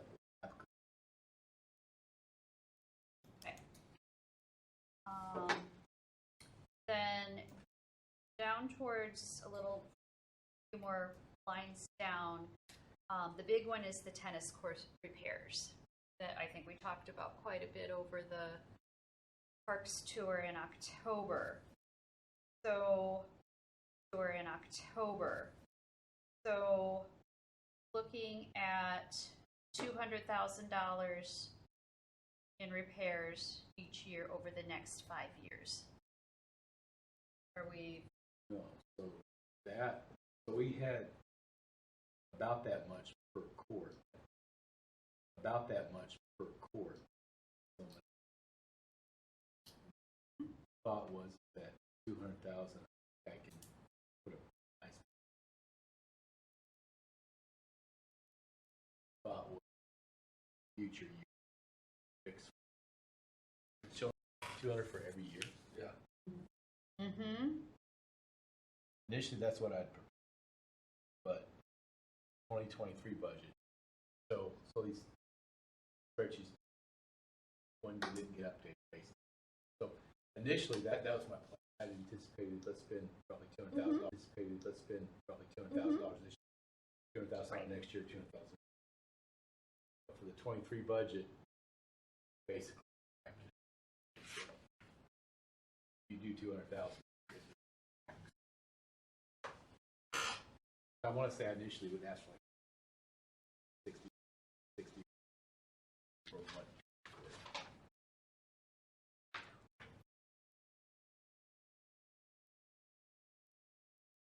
So even if we were to choose to or request to move $75,000 from the senior fitness court down to the tennis court repairs, that's still not going to get us one done. You do a smaller one. I don't recall how much it's like Jack Workman. Look at my notebook. So I just have a question out of curiosity. So when you look at the $200,000, how long do you intend for those court repairs to last, like on a yearly basis? Quite honestly, I don't know, but I'm hoping it'll be 10 years. Okay. So the idea was that over top of it. So the idea is that cracks that are there now would not be reflected. They wouldn't come up through the surface. You still may have cracks. Actually, you still will have cracks, but it won't be the same cracks you see out there. because everything still moves. Right. So you'll have.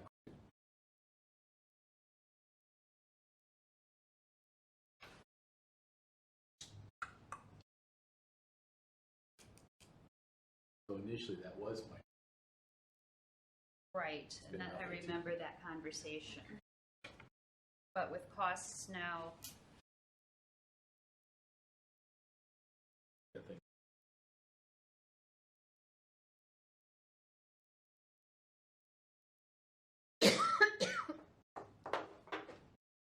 Was that something we wanted to do? Make the money places added to this? Try to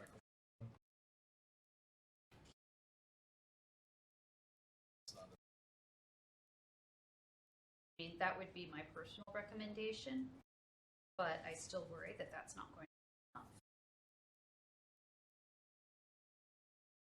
enough. But we saw how bad shape those are in. Oy. I would agree with that. That's something we should make a motion on.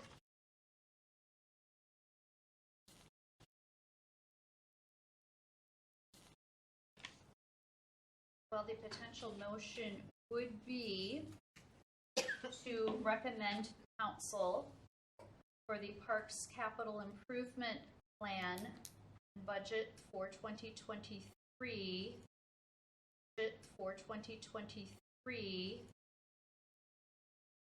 to reallocate $75,000 from the senior fitness court and $10,000 to the fitness court existing Jack Workman / PV, to the fitness court existing Jack Workman / PV, to the tennis court repairs. Contribute to this conversation in terms of what's feasible. This budget also includes in terms of what's feasible. This budget also includes, and this is the planning department's, but it also has the request for outdoor recreation plan and comp plan. The CORP, Comprehensive Outdoor Recreation Plan, is this body's guiding document. Recreation plan is this body's guiding document.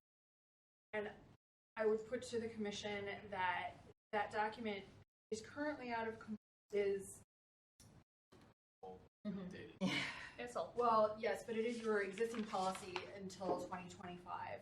This dollar amount is your existing policy until 2025. This dollar amount is not adequate for even that single policy update, much less a comprehensive master the plan. $80,000. It's nowhere any. It's no. So I would hesitate to recommend that you, the commission, make a recommendation regarding the comp plan. But with regards to work, $80,000 is not. Well, it looks like the mayor is splitting the $80,000 between 23 and 24, so being like a 2-year project. So 160.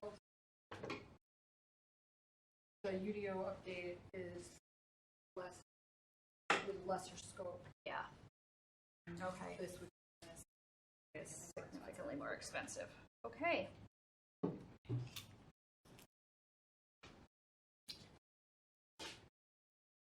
I wouldn't include that in this motion. It's a separate item. Yeah. capital because it is a large dollar amount.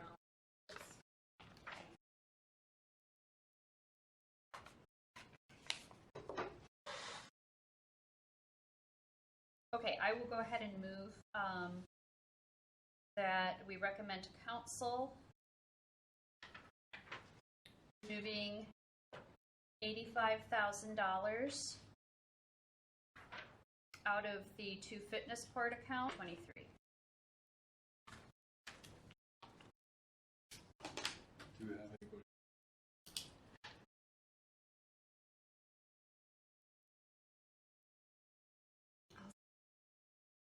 All in favor? Say aye. Aye. Anybody opposed? You guys have it. Right there.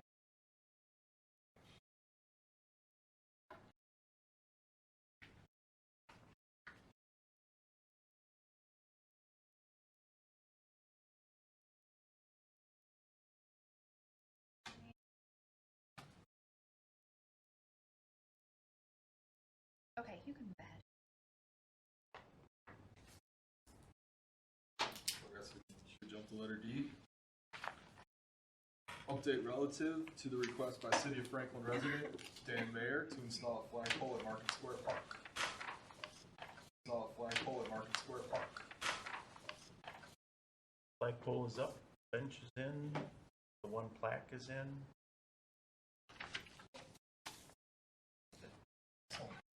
There was supposed to be a plaque on the flag, wasn't there? There's another plaque, but I'll get There? there's another plaque, but I'll get to it when we. I apologize, but we're going. Oh. That was for Dan. Yours was up, but Dan's. His will be at the base of the flagpole.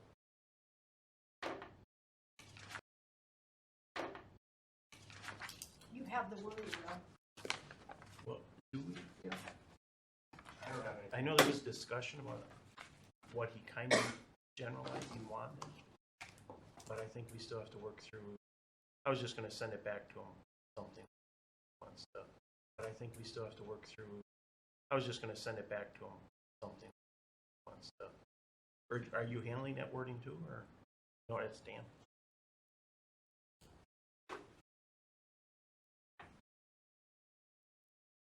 We'll move on to letter E. Update on trail projects, including South 116th. Trail projects, including South 116th Street, St. Martin Tours, West Forest Home Avenue, West Church Street, State Highway 100, Ryan Creek, and Cascade Creek Park. So 116th Street, Grace is progressing on that. We anticipate that next year we'll try to get that out to bid with the state process. Progressing on that, we anticipate that next year we'll try to get that out to bid with the state process. That's the idea now. St. Martin Tours, we actually had a conversation with the church about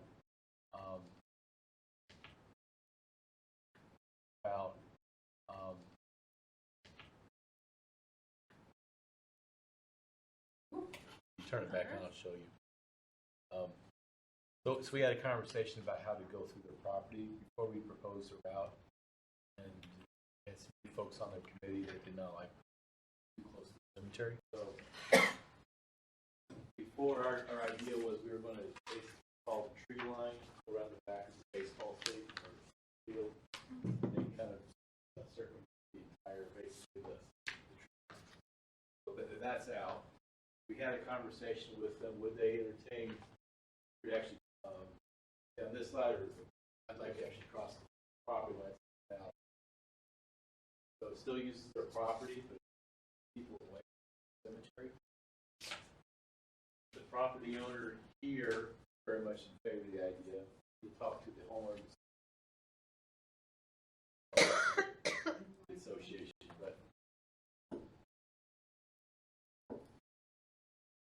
so anyway, the idea is that we come through here. We actually walked it, and we're trying to get permission to actually go ahead and grind a way through it. We only take out the shrubs. Be grateful actually finish up doing that before, and then we'll hopefully. That we walked it and it looks very good. When is that land going to be developed? So I can tell you that someone came this past year, had some ideas, but in the meantime they backed out of the deal. So I can tell you that the owner is currently marketing it. So like I said, we had a proposal on the table this year for whatever reason, unrelated to what we're backed out, but could happen unrelated to what we're backed out, but could happen next year. It could be. But they like the idea of the fact that the owner sees it as an amenity to the homes. And I actually like the idea too, because if I stayed in the woods, you would live here. In the woods, you would live here. If you knew about the trail, you could go there, but you really wouldn't. If I could pop out of the woods and go along there, I would think that would encourage people to see the trail and actually.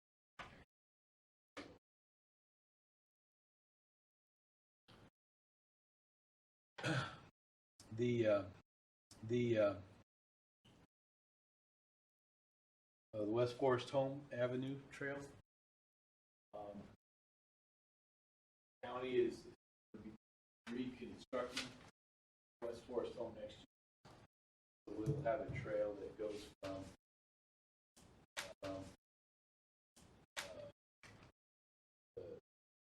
down here, which is county,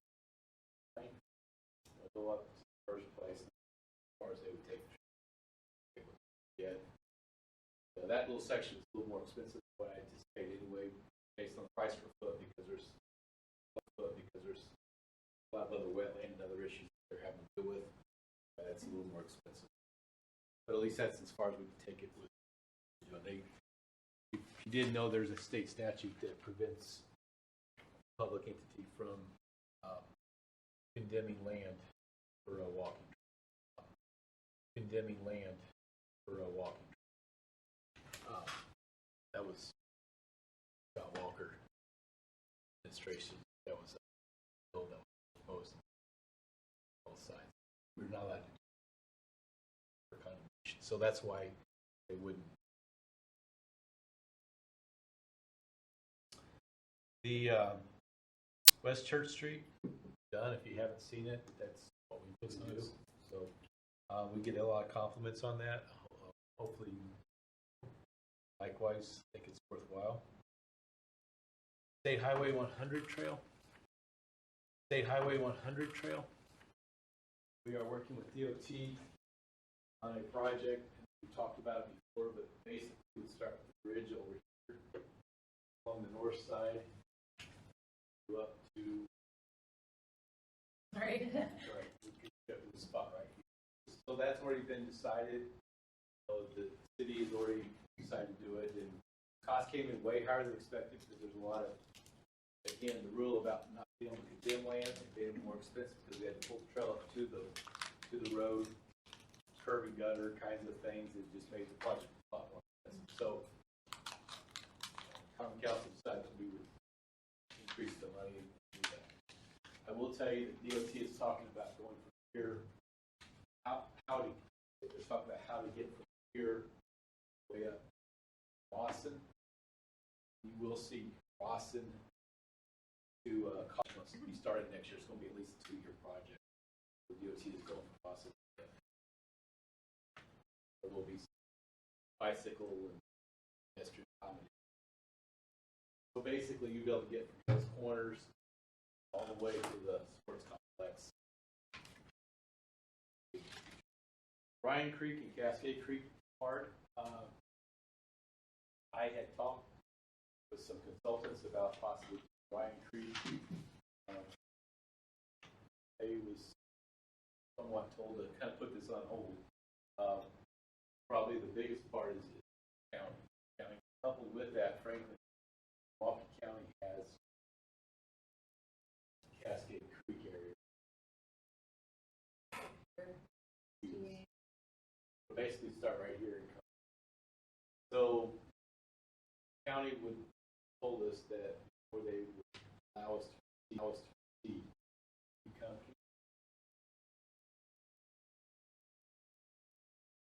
this is the city of Milwaukee Tree Farm. County wants us to actually come out. So I'll tell you, I've made multiple phone calls to City of Milwaukee.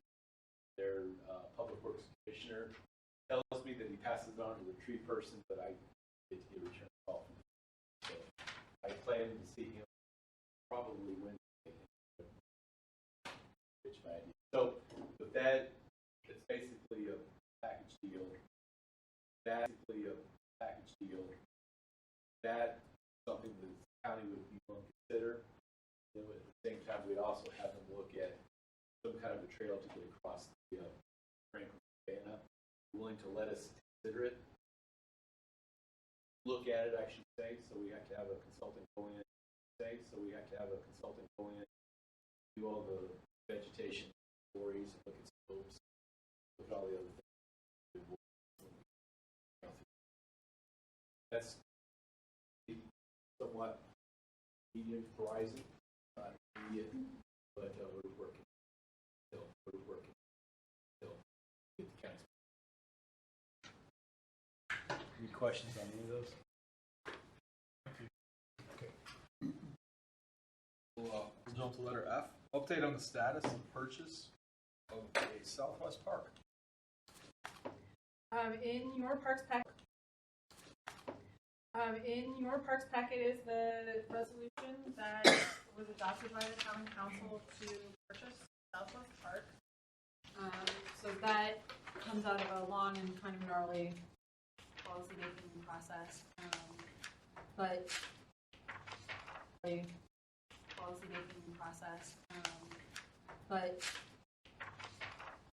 city purchased, not recalling the exact acreage, but it's in the neighborhood of 75 acres of land adjacent to the Franklin Savannah. So this property is the Franklin Savannah adjacent to the Franklin Savannah. So this property is the Franklin Savannah. It's a Milwaukee County Natural Area Park. There are walking trails there, and then these two parcels.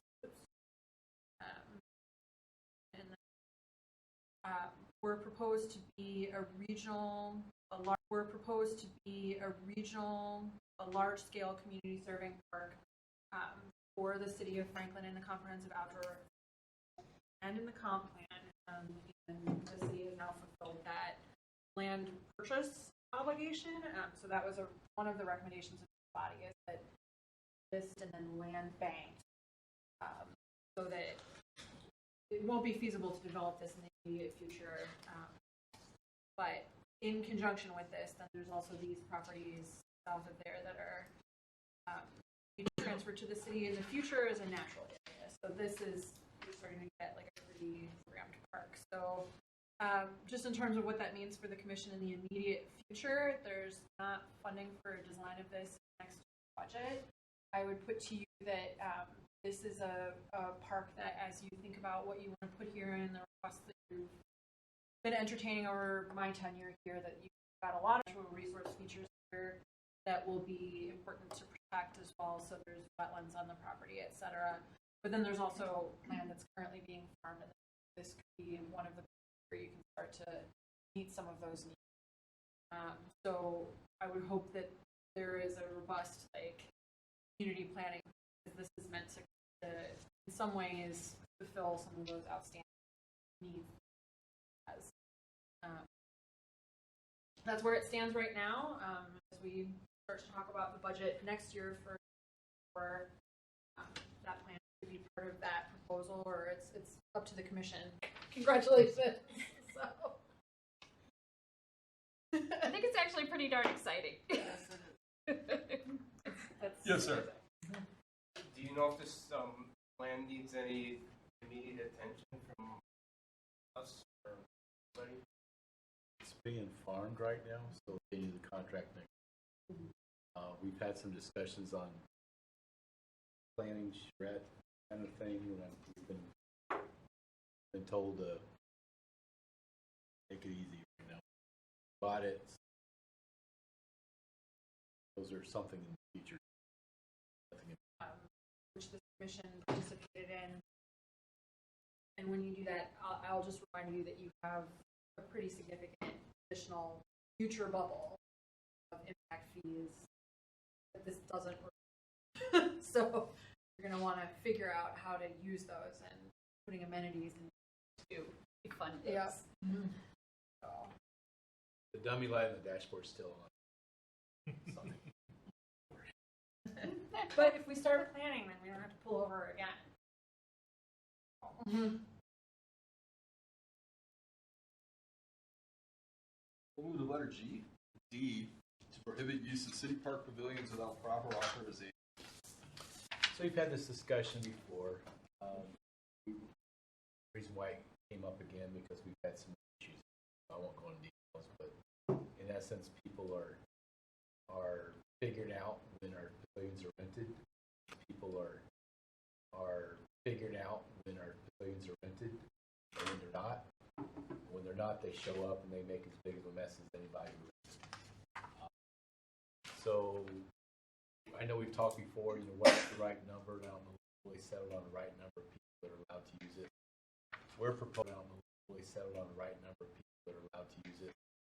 We're proposing that we pass an ordinance. You can't use the pavilions, period. You don't have a permit. Now, would somebody get a ticket for sitting down eating lunch, not making a mess, or sitting down? The police don't give tickets for somebody driving 36 and 35. They know that some discretion. The bottom line is, if they're not making a big mess, it's not going to. If they're not making a big mess, it's not going to. But how do you come up with a number? One person could be making a big mess. So something. So we're proposing, and notice how I wrote this, how the parks, last paragraph on the first page, parks being an issue. It was decided that any number of patrons could cause messes and damages. Primary purpose of this ordinance is to address the problem issues as with all municipal codes. The Franklin Police Department has discretion in enforcement. So keep in mind, this is a draft council action. We'll go to common council. If you agree with that statement, I'll leave it in there if you want me to modify the ordinance as such. But again, if there could be a family sitting down having their sandwiches, no harm, no foul, not a big deal. But on the other hand, there could be a small family making a big mess. Obviously, the purpose is trying to Discussion now, or are we going? Are there already city ordinances for vandalism and littering? So yeah, I would say that there are. Someone could be given a ticket if they vandalize. Would a policeman call? No, it's not posted. By the way, we are proposing that we would post this language that you see there all in caps in the middle paragraph. No, but I mean, if someone tears up a bathroom now, we don't have that posted. Catch them, we find them. It has to be cleaned up. Is that really vandalism? Well, it is littering. Don't we have a policy on littering or a code on? And that would be a question for the police department. Right. So by reserving the area, you get access to the kitchen and the tables, and you get the permission to ask other people to vacate the tables and chairs if you have it rented. And pay us money that we can have someone go clean up. Rented. And pay us money that we can have someone go clean up after you're done. Right. For deposit. So like I have a coffee group, and sometimes we meet at the park. Like after pickleball, I go over with them and we set up for coffee and snacks after pickleball. So I wouldn't be able to do that. Coffee and snacks after pickleball. So I wouldn't be able to do that.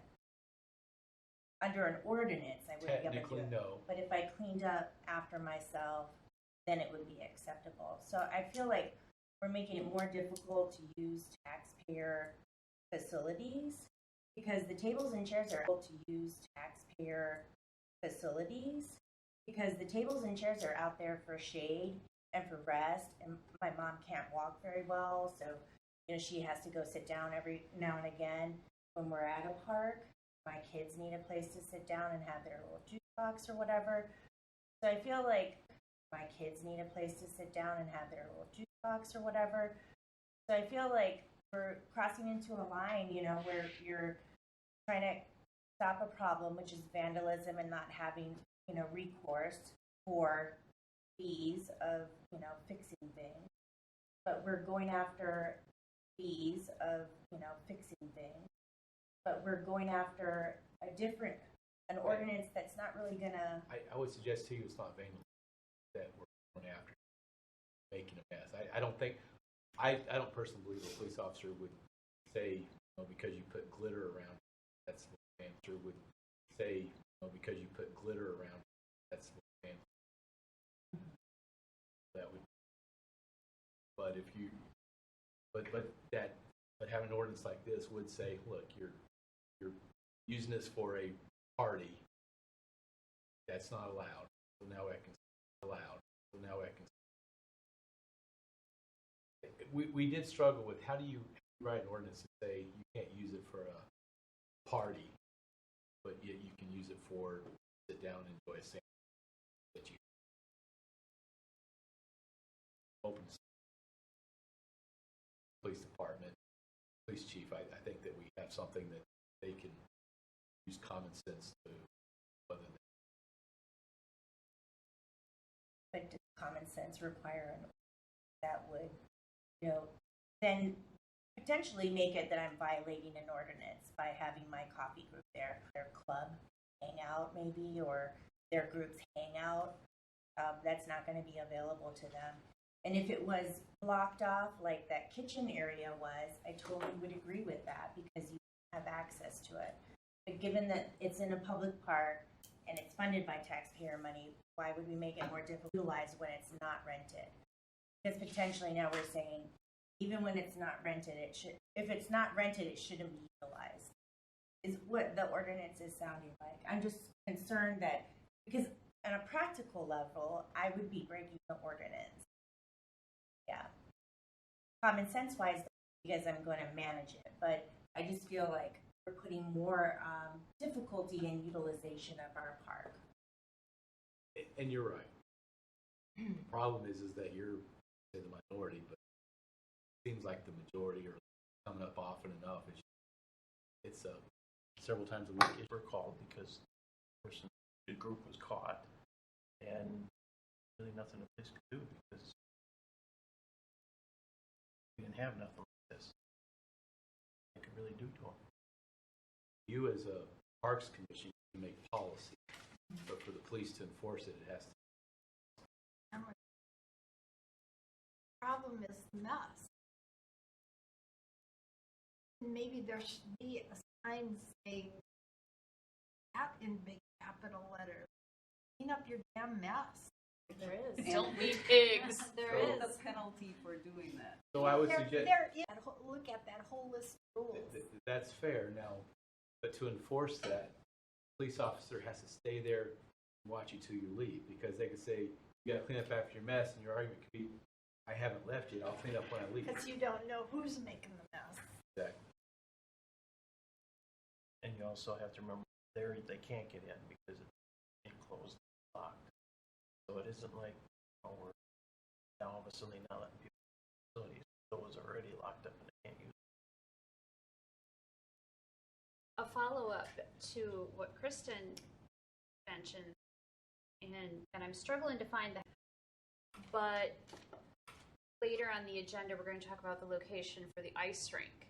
And I know it had been suggested at Pleasant View Park because we have that nice pavilion there as a warming house.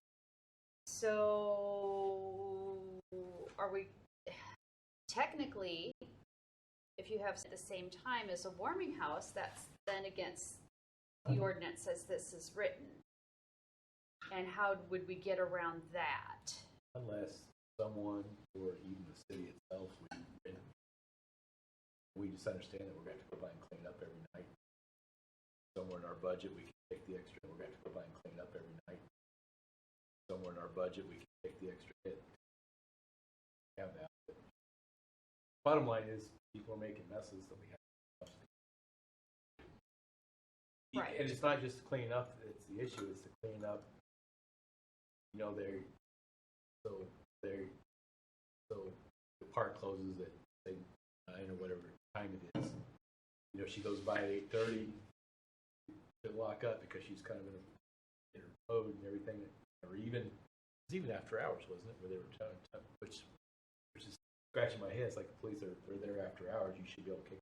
Scratching my head. It's like the police are there after hours. You should be able to kick them out that time. They force it, if you will, or they give them more time to do it. And so then cleaning lady has to go come back around. It's just especially when it's tough to find somebody. When it's tough to find somebody. Is there an ordinance for littering?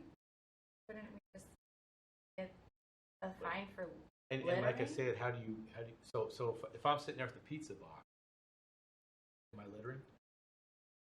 You walk away from it. If I walk away, but you got to see me walk away. If I walk away, but you got to see me walk away from it, know that I left. Now you got to go find me because I left. How do you track me down after I leave? Because you don't know I littered until I left. You see what the quandary is? Testing, like surveillance, that's really expensive. Surveillance, that's really expensive, you know. Which but we then have at Kalis anyway. you would have accountability, that's right. So there's a way to figure out who's done something by, you know, reviewing that footage. It's not only happening. It's not only happening. Yes, Right, it is. Like I said, from what I understand, you can correct me, a handful of times a week it happens. That one or well, it's various groups and that go in well, and they call it. We even believe they're calling clerk's office to see when if a park is rented ahead of time, and they know if it's not rented, well then you know they go in there. Clerk's office is take a lot of phone calls every day. You know, rented Wednesday, yes. Thursday, no. Okay. Click, and they show up. Well, logically, if I was having a problem, I would call and ask if it was for the day I was having there. So that doesn't necessarily mean that I could be calling to find out availability. I do that a lot of the times when I'm planning things for scouts. I'm going to ask, what dates do we have available, and then cross it with yours, and then go back to the scouts and say, hey, these are the dates that are available. So there is that. But, you know, I don't know what written evidence that we have that this is a systemic problem in our parks.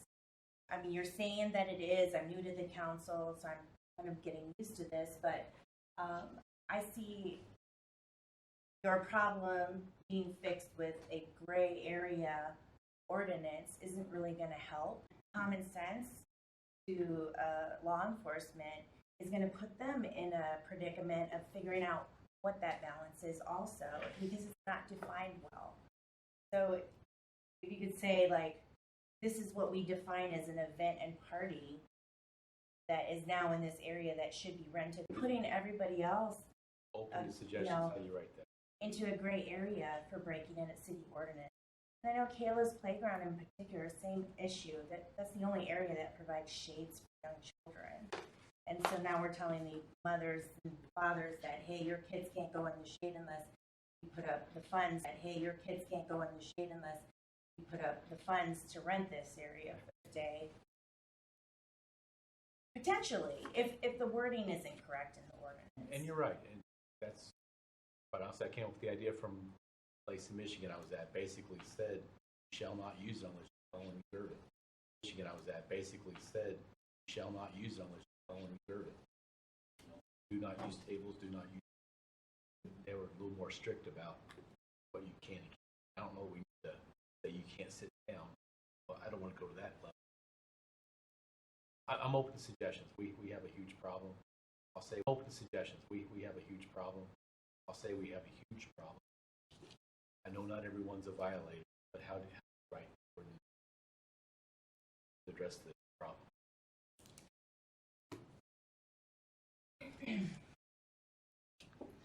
And you could have a campaign through the city newsletter for, you know, our parks are experiencing a high volume of vandalism and littering, and that those city ordinances are going to be enforced through, you know, surveillance or documentation if somebody has their cell phone out and they're like, oh, these people over here, and implementation if somebody has their cell phone out and they're like, oh, these people over here, and can provide that to law enforcement. Then there would be natural recourse for ordinances that already exist. Stop those kinds of things. large groups of people gathering, I think that's a great thing at parks, to be honest. I mean, the activity. I don't like that your personnel are being overtaxed with the burden of having to clean up after them. Obviously, that's disrespectful to our land and our use of the public parks. Well, you know, it's not even littering per se. I mean, they could try to hit the way back. Things that so I try to throw it away or back on. If you don't take care of it, then animals come. Again, I'm open. Right. I mean, I personally agree with the argument. Parks staff.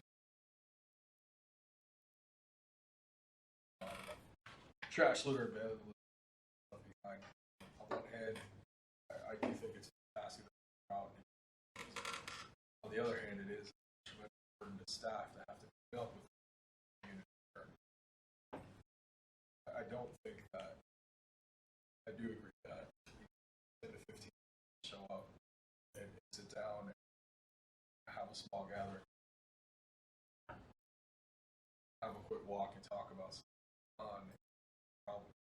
That's after the group that was is the pavilion rented on the and it's the most behind. I think that's the goal, but how do you fight that? It's not uncommon to have the birthday. Right. No, I've seen it. Oh, I saw it just last week when it was so warm out, and I'm guessing it was a homeschooling group.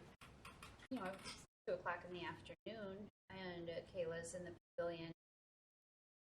All these little girls dressed up in their little princess outfits in the pavilion. All these little girls dressed up in their little princess outfits. You know, with the moms, and they're having some sort of princess party. Now, I don't know if they left a mess or not, but I sure didn't have the heart to go over and say, hey, you got a permit? You know, I would say there was maybe 12, you know, I would say there was maybe 12 total. Yeah, I don't know what the magic number is. It's 15. Is there a certain time period where you use the clock? I don't know if that's a problem. Not going to beforehand.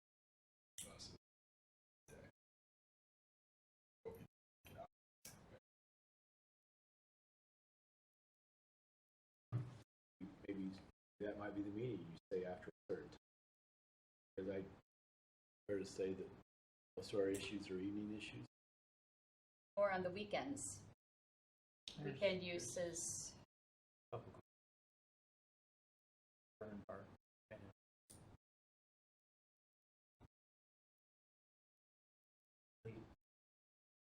Look to say like evening, afternoon.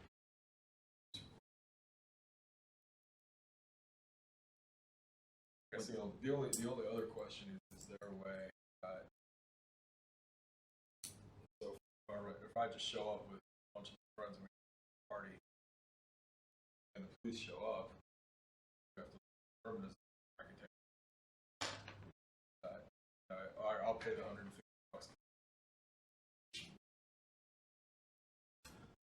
No, because there's There's an online form. You have to talk to them. Correct. Yeah. Correct. And that's, We don't have that capability yet. Yeah. I will say the PD is, when I talked to them, they were happy to hear we were trying to get something like this so that they have something can enforce that I mean, really, when needed. this won't be an issue again until spring. Weather turning, so I think we have a little time to take a back at it, but trying to see where we're at. It seems to me the problem isn't necessarily just the time of day or number of people, but like what they bring with them. So maybe that is what we ordered meal or food for more than yourself without a permit. There's a way to word that, and I'm just spitballing right now, but that you target that piece of it, what's making the mess with the legislation as opposed to for the time. That's the difference. So like you bring food more than people.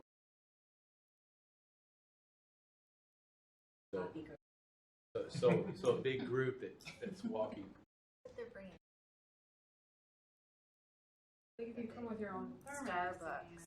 You know, when we've done the tour in the past, and there's been a group of us, we've brought coffee and donuts and Kringle and the pavilion, and you know, breaking our own. I think it's, yeah, I mean, most people want to use that as a part of our community park. And I understand that after, but I really feel strongly that we have ordinance that they can get their teeth with littering, vandalism, after hours in the park, right? We do have posted After hours would be one that I scratch my head why they don't. Yeah, or just creating another ordinance to not be enforced. Call in everybody if I wanted to, right? And that's going to make it very challenging for our law enforcement too, at that point, to make those calls on whether this is practical or not. Which we also have short staff. Yes. I think some people are personal. Yeah. Would we budget for like another cleaner or like more cleaning? Not for next year, I mean. Budget is what the budget. But Staff. Then comes the challenge of trying to hire.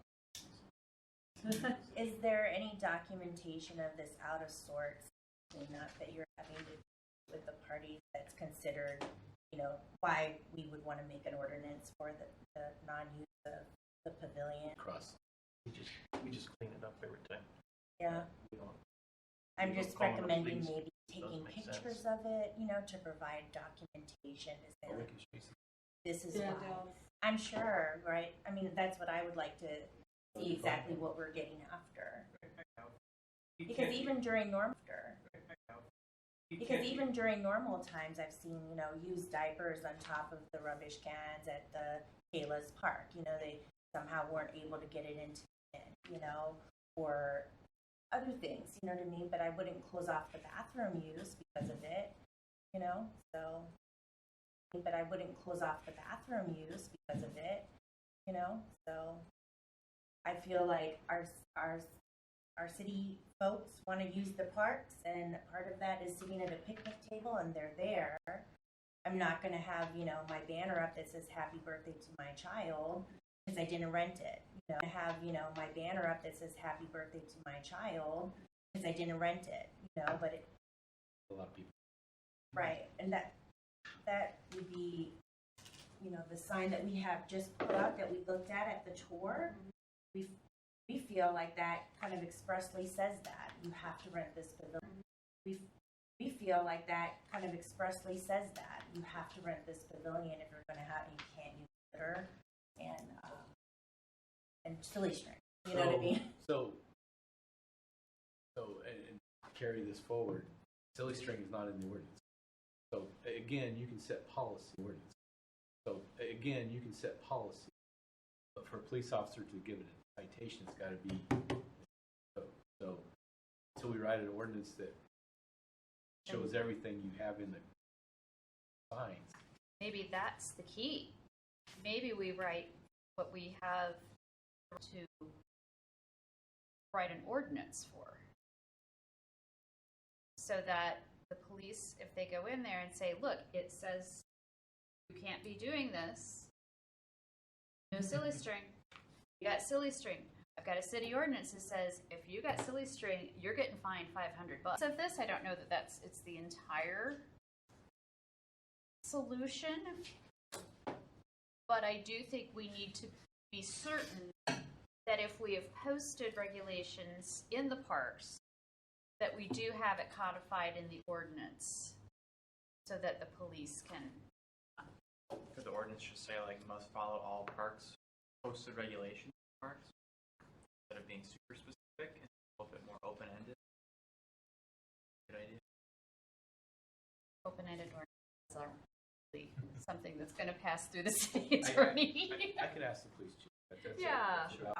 I didn't work on this yet, but, even community volunteers, people who live around the neighborhoods and stuff, we could have them, schedule them clean up at a certain time during the night. It wouldn't be maybe the same person tonight, it would be a different person.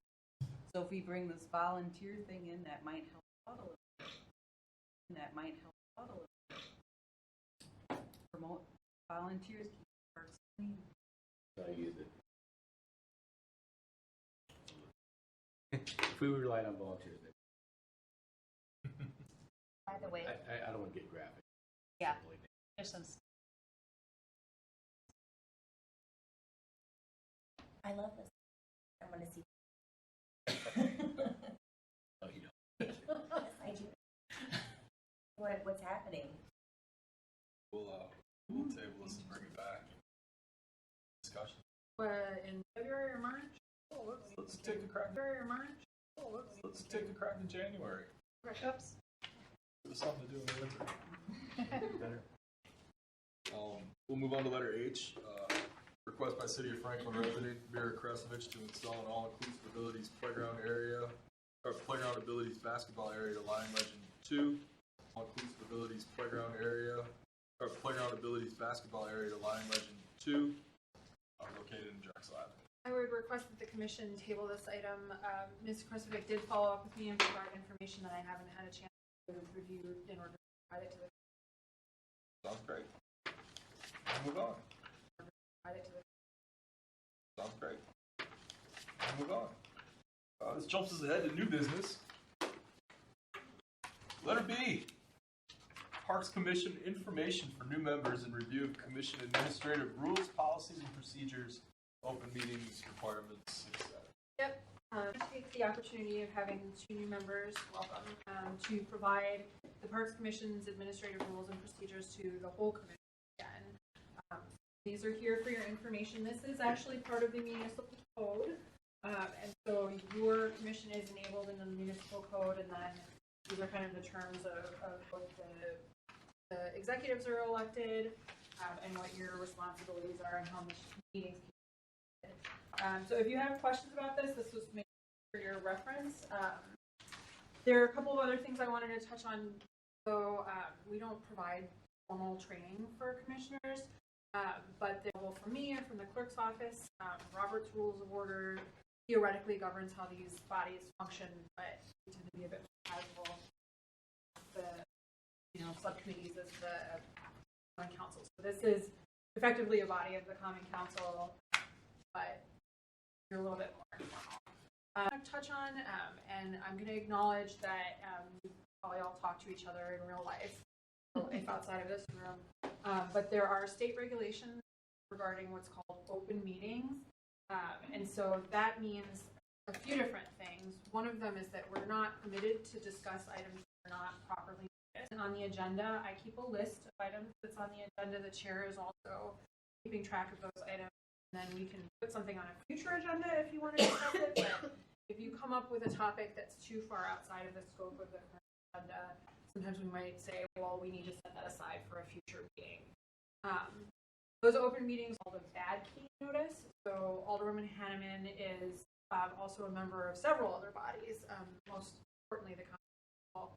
But there are state laws that prohibit those bodies of having a meeting without that being properly noticed. So this fine print on the bottom of the agenda, it might be the case that more than one member of another body, in this case Common Council, is always on this, could be present. So like if the mayor were to come, if another alderperson were to come to comment on an item, etc., this prevents the commission from running afoul of those open meetings laws. And then the third very important item, meetings laws mean that you cannot reply all to any email that staff sends out. So this is something that it is, if you make a mistake, that is not the end of the world. But please bear in mind that in order to not create the possibility of a discussion occurring, an informal meeting occurring in an electronic format, although we do distribute information, to you, you are not allowed to reply all to the group. So if you want the group to receive information, please direct it to me. So if you want the group to receive information, please direct it to me or to Gail Olson, who she's usually copied. She's the department secretary.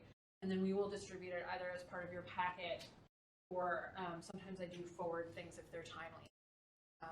So that you guys are informed in a timely manner. So things if they're timely. So that you guys are informed in a timely manner. So those are kind of the key things. As I said, this body tends to be a little more informal and conversational, and I like that about Parks Commission. But there are rules that are governing what you can do. So if you have Parks Commission, but there are rules that are governing what you can do. So if you have questions about them, let me know. I believe I owe the new members a comprehensive outdoor recreation plan as well. I would like to just email you links to it. Is that okay? Yeah. Okay. Yes. Because it's email you links to it. Is that okay? Yeah. Okay. Yes. Because it's a big document. And maybe the link to the part that I was just yes, that one. Yeah, I can do that. And only because it does a really good job of explaining how impact fees work.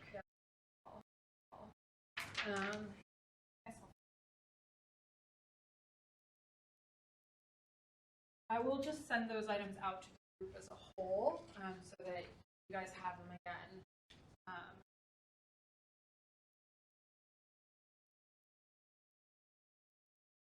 By 9 o'clock. You can table the rest of your agenda if you're not concluded it by 9 o'clock. So if you want to do that, that is always your choice. We will exercise that. I go to bed at 9 o'clock. Yep. So yeah, because that's, we want to make good use of your time as volunteers. If folks have questions, I'm happy to field them. Otherwise, that's it.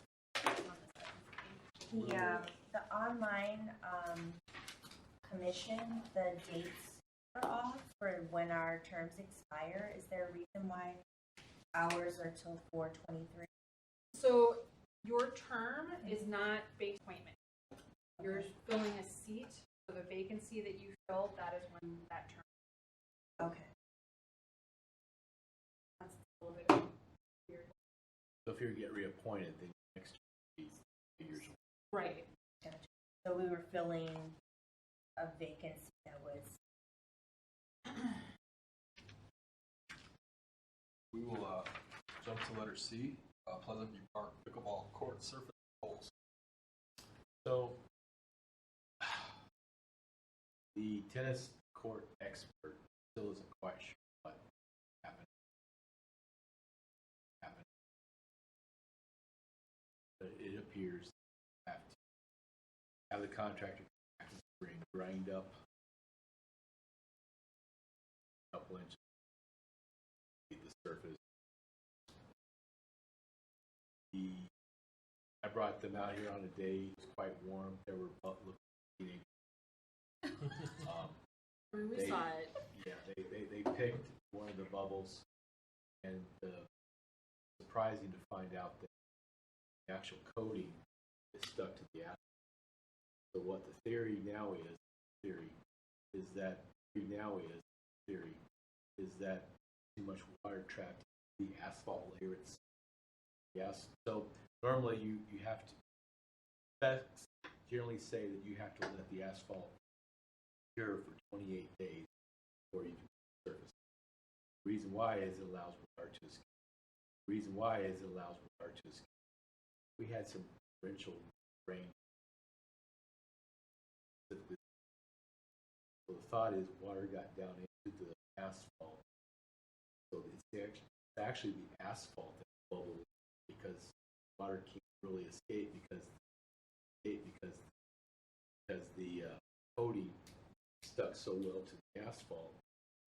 Even though it's got a little bit of breathable, it's not enough to get that water vapor. That water vapor, when it heats up, it's higher asphalt.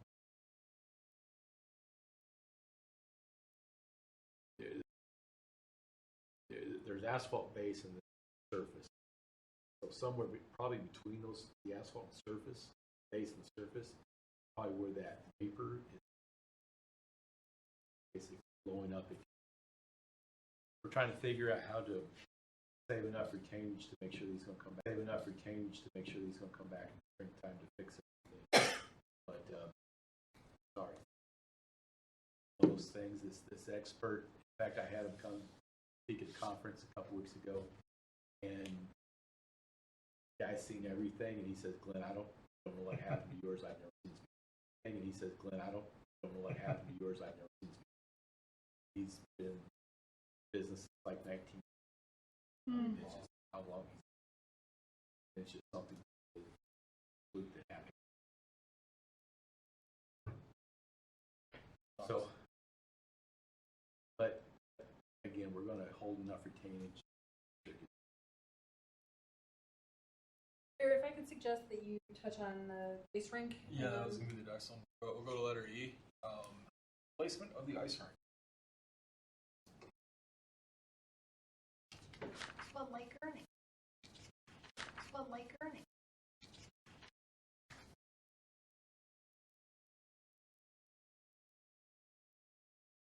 What's the dimension of the ice rink? I will say we did want to bring this here so that we don't take grief for putting it in the park. Grief for putting it in the park. And if we're, It's portable though. This part. Do you remember So- the exact dimension? I think it's 30 by that sounds about I right. have no idea. So if we put it in the wrong park, we can move it next. Yeah. Next. Yeah. Yes. The mayor's preference, I believe, was Pleasant Park.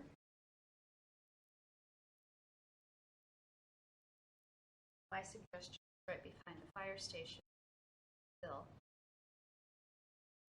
And there's a good flat surface back there. I was gonna An emergency recommend. responder. I was gonna An emergency recommend. responder.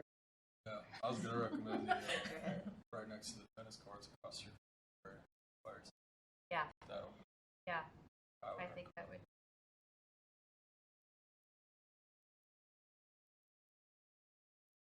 And if it was up in time for the Christmas parade, it would be there, get to like introduce it. Ample parking at the library and on the street. Definitely a part of the charm of the Christmas. kind of my thought. Okay. I make a motion that we put it for, what is that part? Lion Legend 6. 2.0. Yeah, I guess that's Lions Legend 1, correct? I think that's one there. How about behind the firehouse? We'll pick up No, I just said that because it was clear. Oh. No, it wasn't mentioning a legend lion. Behind the fire. Is there I'll a second? second it. All in favor? Aye. Anybody opposed? May I ask quickly, your workloads, I'm just wondering what the chances are of getting it installed by December 3rd. try. No guarantees anymore. I know. Everything is weather related now. It would just be so cool to have it set for the Christmas. I will tell you there is a week in November, so for the week. I don't mind. Fire department. Yes, we're going to be very. I got some fun. Yes, sir. Does it need lighting around it, or what's the story on that? I don't think it should be open. Or Yeah, once the park is closed. Yeah. generator.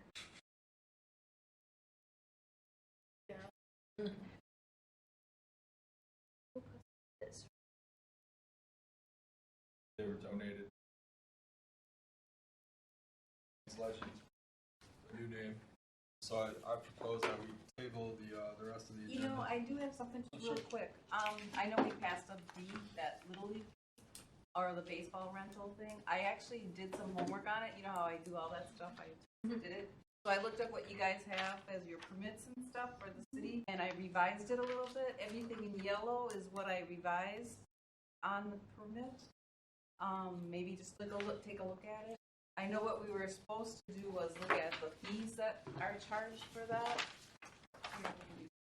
The Little League has put in a permit with the county to install lighting. Yeah, they have a minor site plan with community policy. So what I just did is, I kind of looked at like what Waukesha charges and stuff like that, and what other communities charge for that, and it's quite a bit more than what we charge. We charge for that, and it's quite a bit more than what we charge. Yeah, and it should be a little more consistent with things, like, is it an hour and a half on weekends? You can rent it for 2 hours, but then on weeknights it's only an hour and a half. Like, why is there? But then on weeknights it's only an hour and a half.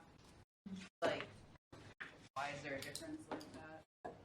Like, just little weird quirky stuff. So, and then, like, most of these fields they're just grass fields, right? There's no lights there, right? There's no really back fencing. They're just grass fields, right? There's no lights there, right? There's no really back fencing, like, for home runs. Back, not in the outfield, no. Okay, The back. no, right, no outfield. Okay, so there's, like, that's never mentioned in any of this stuff. So as you see it, you'll see where what I'm trying to get. It's never mentioned in any of this stuff. So as you see it, you'll see where what I'm trying to get. So I just tore it apart, and not that they have to use it. I know it's whatever, but it's just an idea. And some of this stuff like ideas, and some of this stuff like when you're signing off on this stuff, you let them know that the city's not liable for any injuries. That's never on these permits. Like, that's really important to have on there. So you'll see when you start reading it. Take a peek at it and let me know information on it. I think this will be an important foundation. So the reason that this item was on the agenda is because we as staff have been noticing a lot of conflicts, league rentals and general public utilities. So planning and public works have both fielded complaints about how frequently certain facilities are restored, kind of thing. So, and also it's definitely the case that the baseball diamond fees are pretty reasonable, we'll just say. Yeah. So this is, I think, a good place to start. Right, and on there, I do not have Jack Workman's Park because it wasn't on the original permit. They didn't have it on there, so I don't either because it wasn't there, and I noticed that we have a Jack Workman, that you guys have that stuff out there. So that's one thing you can add to it, but there's little things that maybe should be on there. As another aside to this agenda item, I had a brief conversation with the president of the Franklin Little League on Saturday, and she is requesting a meeting in January with you to discuss the issue of the conflicts, organized use, and community use. Mm-hmm. Yeah, and it's not just Little League, it's also department programming.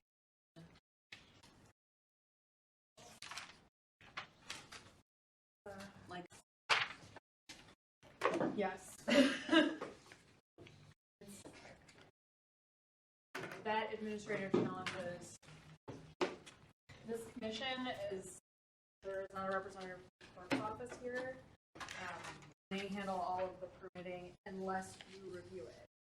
I am not responsible for that calendar, and neither is Public Works. Taking a look at this, the next meeting date will be December 12th, I believe. You are correct. And then we will table the other until then. Guess we need a motion to adjourn. So moved. Second. Excellent. All in favor? Aye. Fantastic. We'll see everybody in a month. Thank you. Thank you.